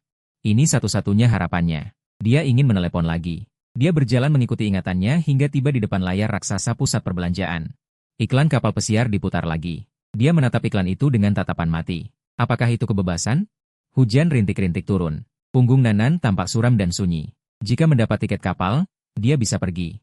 Pei Yang, kita tidak akan bertemu lagi. Jika aku kembali ke laut, aku tidak akan mencari pasangan lain. Tapi kamu pasti akan menikah, bukan? Memiliki keluarga bahagia, jatuh cinta pada orang lain. Melindungi orang lain. Aku bukan siapa-siapa. Nan mengeluarkan komunikator. Menelepon nomor itu lagi. Maaf tuan, Anda tidak memenuhi standar penerimaan kapal pesiar kami. Kapal pesiar kami memerlukan verifikasi aset minimal 80 juta. Identitas Anda juga mencurigakan. Mohon maaf. Lin Zifan mengamati Nan dari dalam mobil. Dia melihat tatapan Nan yang penuh kerinduan pada iklan kapal pesiar. Alisnya bergerak sedikit. Ini pertama kalinya dia merasakan nikmatnya pertolongan surga. Lin Zifan mengemudikan mobil ke depan Nan. Dia menatap Nan. Apakah kamu ingin naik kapal pesiar ini? Dia mendongak melihat iklan raksasa itu. Aku tidak memenuhi syarat. Kapal pesiar ini memerlukan verifikasi aset dan juga akan menyelidiki latar belakang identitas. Sepertinya kamu tidak bisa naik. Apakah kamu ditolak? Dia turun dari mobil dan berjalan ke samping Nan. Lin Zifan bertanya tepat sasaran. Atau kamu suka melihat iklan seperti ini? Lin Zifan. Nan melotot ke arah Lin Zifan. Mulutmu sangat tidak enak didengar. Wah, bicaramu saja sudah lucu. Dia sama sekali tidak marah. Dia malah merasa dirinya kembali dibuat gemas. Aku bisa membantumu. Memberiku 80 juta? Mata Nan kelabu tanpa harapan. Lin Zifan mengeluarkan kartu namanya. Kamu yakin tidak mau menerima kartu namaku? Nan membaca dari mata Lin Zifan rasa tenang yang seolah segalanya dalam kendalinya. Dia sepertinya menganggap naik kapal pesiar ini adalah hal sepele. Ini kesempatan terakhirmu. Ucapan Lin Zifan menusuk hati Nan. Nan menerima kartu namanya. Direktur Grup Wanzhou, Lin Zifan. Ekspresi Nan berubah drastis. Pandangannya beralih ke logo perusahaan di bagian paling atas papan iklan raksasa di seberang. Kapal pesiar kerajaan maritim milik Grup Wanzhou. Nan menoleh tajam ke arah Lin Zifan. Lin Zifan berkata sambil menatap papan iklan raksasa. Aku suka makan masakan barat. Kantor Komandan Biro Pengendalian. Direktur kapal pesiar kerajaan, Lin Zifan, sedang makan bersama seorang pria di Huansong. Ini fotonya. Karyawan meletakkan data foto yang diambil di depan Pei Yang. Fotonya sangat jelas, bahkan tatapan matanya pun terlihat. Restoran Prancis kelas atas. Lin Zifan, dengan setelan jas dan sepatu, seperti biasa tampak anggun dan berwibawa. Di seberangnya duduk seorang pemuda berambut merah muda. Mereka tampak akrab. Pei Yang mengamati dengan tatapan tajam, perlahan mendongak. Apa hubungan keduanya? Pei Yang bertanya dengan suara ringan. Seperti sepasang kekasih. Setelah makan, Lin Zifan membelikan mawar untuk lawan bicaranya. Berapa banyak orang dalam misi ini? 42 orang termasuk penyelamat bawah air. Siapa pemimpinnya? Kapten Cao He. Yulin juga akan pergi. Restoran Prancis. Kenapa sangat ingin naik kapal pesiar ini? Karena sangat suka laut. Ada juga kapal laut lainnya. Aku ganti untukmu dengan kapal 2 hari lagi. Pakai kartuku gratis. Lin Zifan menuangkan setengah gelas anggur merah untuk Nan. Aku hanya ingin naik kapal ini. Tatapan Nan penuh harap. Aku tidak punya waktu menunggu sampai 2 hari lagi. Katakan dulu alasannya. Alasan yang sebenarnya. Nan dari mana bisa menemukan alasan? Pandangan sekilasnya mengarah ke tasnya, sambil berpikir. Kekasihku sudah meninggal. Aku ingin membawanya melihat laut dalam. Itu wasiat terakhirnya. Lin Zifan mengikuti pandangan Nan ke arah tasnya. Kekasih meninggal? Lin Zifan sangat terkejut. Penampilan Nan bahkan bisa dipercaya sebagai siswa SMA. Bagaimana bisa cerita kekasih meninggal begini? Namun Lin Zifan berpikir positif. Meninggal itu bagus. Kamu sudah menikah? Cerai itu bagus. Perempuan? Lin Zifan nyaris tidak tertawa. Suka laki-laki itu bagus. Setelah bercerai, urus saja dia untuk apa? Tidak sepadan dengan pria seperti itu. Kamu tidak boleh menjelekkan dia. Meninggal pun tidak tenang. Boleh tanya apa isi tasmu itu? Kamu menganggapnya sangat penting. Berapa nilainya?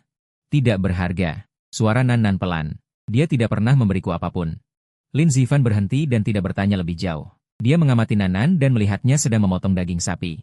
Apakah ini caranya merayuku? Lin Zifan tanpa sadar tersenyum. Bolehkah aku mengelus kepalamu? Kelihatannya enak dielus. Maaf, tidak boleh. Manis sekali. Kenapa tidak boleh? Hanya boleh dielus satu orang. Itu berarti aku kurang beruntung. Terima kasih sudah membantuku. Akhirnya Lin Zifan menyetujui permintaan Nan naik kapal. Nan mendapatkan tiket kapal pesiar istimewa. Dia menghargai tiket ini dan juga berterima kasih atas bantuan Lin Zifan. Jika ada kesempatan, aku juga akan membantu kamu sekali. Ucapan Nan penuh makna. Dia menatap kapal pesiar raksasa di depannya, jantungnya berdebar tak henti. Ini adalah sebuah taruhan. Jika menang, kehilangan Pei Yang. Jika kalah, kehilangan nyawa. Lin Zifan memberitahunya hal-hal yang perlu diperhatikan. Kapal pesiar selama 15 hari menuju laut lepas. Ini adalah kapal pesiar mewah. Menjelajahi batas hukum bohai, perjudian, lelang. Ribuan jenis fasilitas hiburan. Jangan penasaran dengan area yang belum dibuka. Dilarang pergi ke lantai 16. Nan mendengung pelan. Saat melangkah ke kapal pesiar, Nan tiba-tiba merasakan keanehan pada tubuhnya.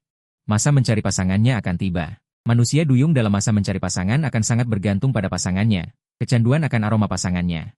Perlahan-lahan dikuasai oleh hasrat. Meskipun berjarak ribuan mil, ia akan berenang kembali ke sisi pasangannya. Tak bisa mengendalikan diri. Nan Nan tidak berani menoleh ke belakang. Ia tidak bisa mencari Pei yang lagi. Ia dibawa oleh Lin Zifan ke kamar. Tubuhnya bergetar hebat. Seketika ia seolah merasakan aroma samar yang membuatnya nyaman. Entah karena dekat dengan laut. Atau Pei yang ada di dekatnya. Beberapa saat kemudian Nan Nan mempercayai kemungkinan kedua. Ada apa? Tidak enak badan? Mabuk laut? Tidak apa-apa. Terima kasih sudah membantuku. Nan Nan kembali berterima kasih pada Lin Zifan. Lin Zifan mengeluarkan alat komunikasi. Di kapal pesiar ada tim medis profesional. Kusuruh seseorang datang memeriksamu. Tidak perlu.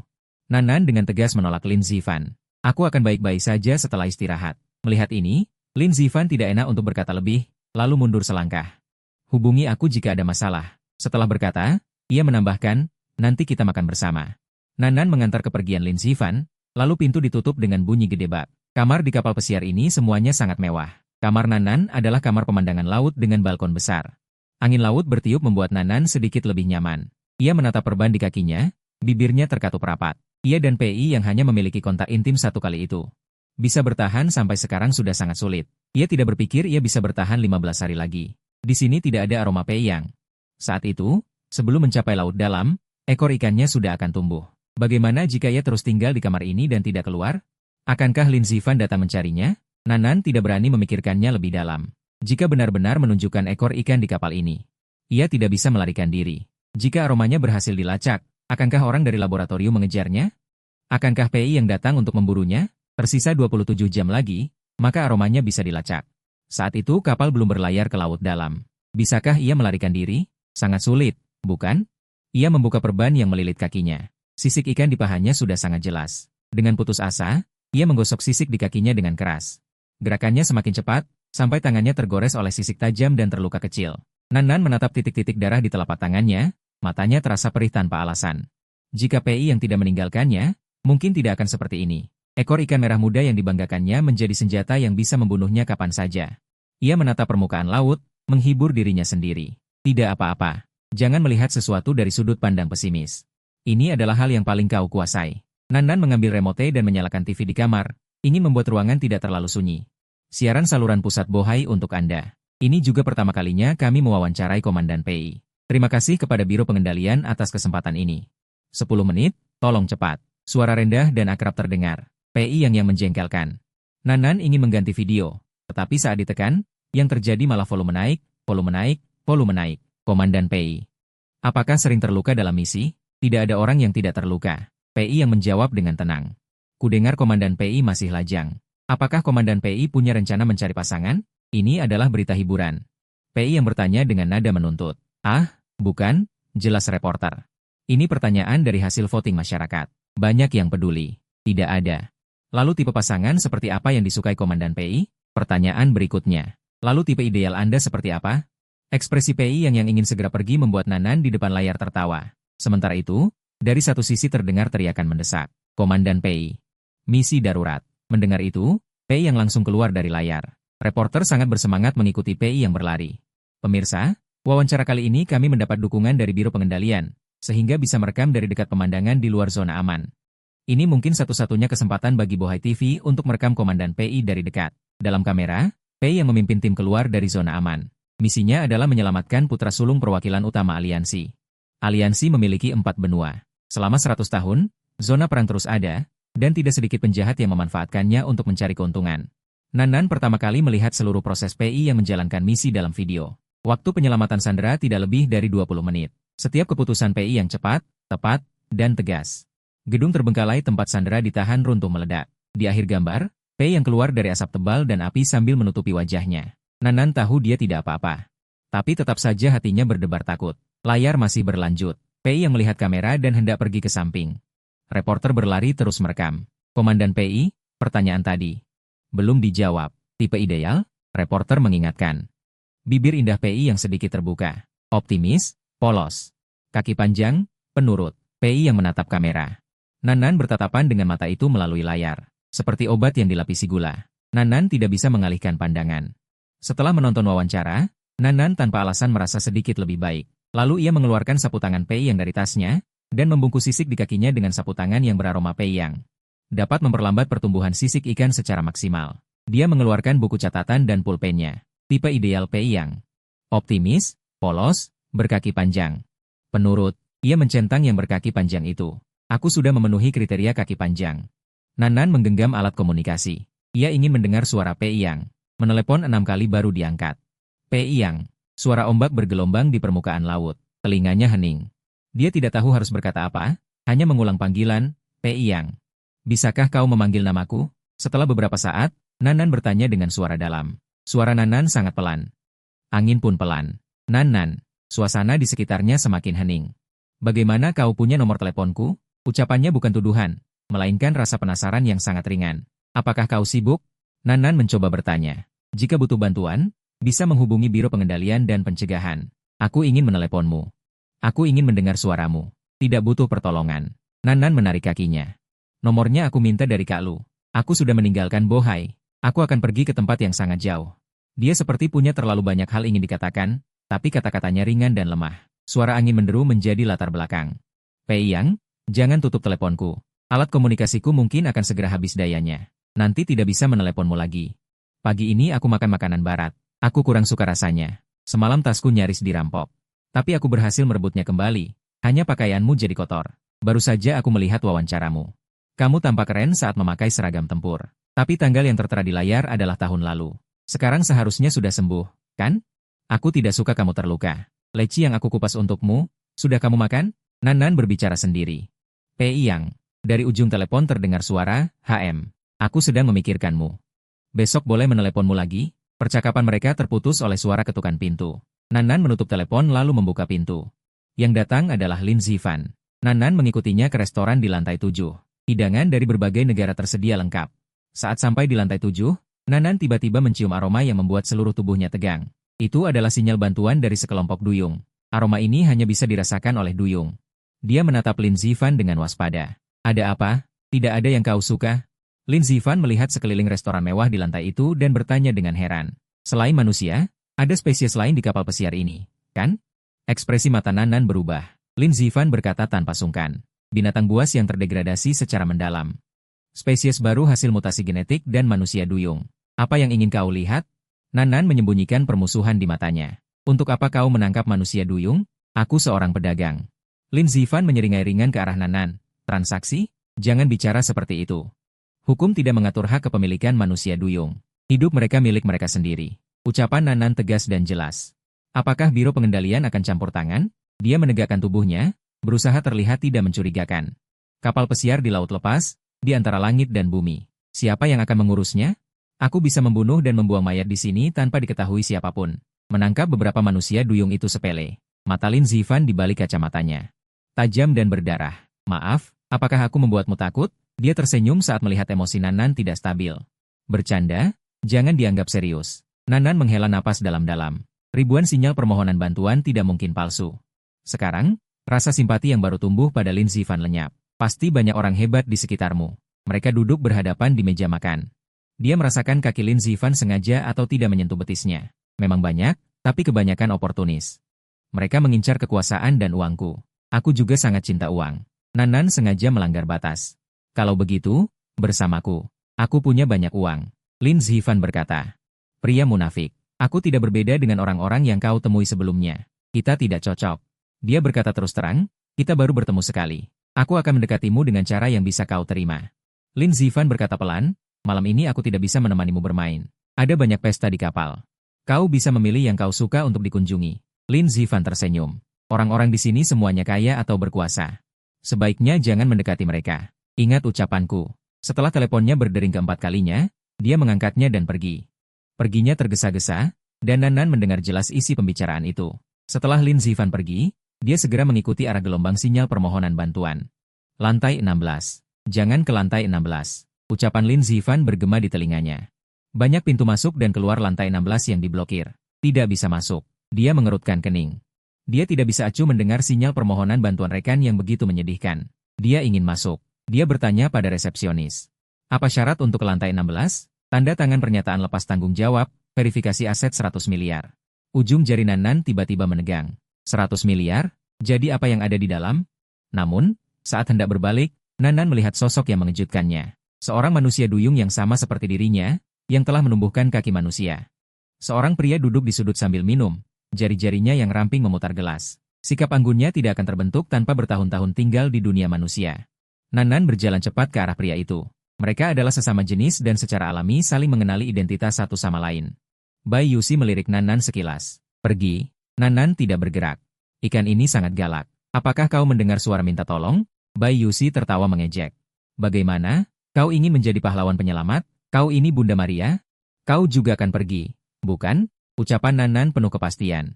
Yang merah di tangan pria itu adalah tiket masuk ke lantai 16, dan satu tiket bisa membawa satu orang masuk. Mau pergi bersamaku? Bai Yusi menyangga dagunya. Apa yang bisa dilakukan seekor putri duyung yang segera memasuki musim kawin? Nan menatapnya lurus dan berkata-kata demi kata, aku berasal dari Teluk Black Emperor. Bai Yusi kemudian tidak lagi bertanya atau meremehkan. Aku bernama Bai Yusi. Bai Yusi dengan lembut mengulurkan tangan ke arah Nan, sedikit membuka telapak tangan. Ini adalah etika unik antar putri duyung. Berbeda dengan jabat tangan manusia, ini melambangkan ketundukan. Nan mengangkat ujung jarinya dan menyentuh telapak tangan Bai Yusi dengan ringan. Aku bernama Nan. Dia duduk di seberang Bai Yusi. Masa kawin tidak akan membuatmu bertahan sampai ke laut dalam. Putri duyung biasa mungkin bisa masuk ke laut dari perairan dangkal, tetapi putri duyung dari Teluk Black Emperor tidak bisa. Lewati saja, itu akan selesai. Ucapan Nan mengandung tekad yang kuat. Lewati? Lelucon yang mustahil macam apa ini? Aku sangat ingin tahu siapa pasanganmu. Semua orang yang cukup terkenal di Bohai, aku kenal. Orang yang sangat biasa. Rambut Nan tertiup angin.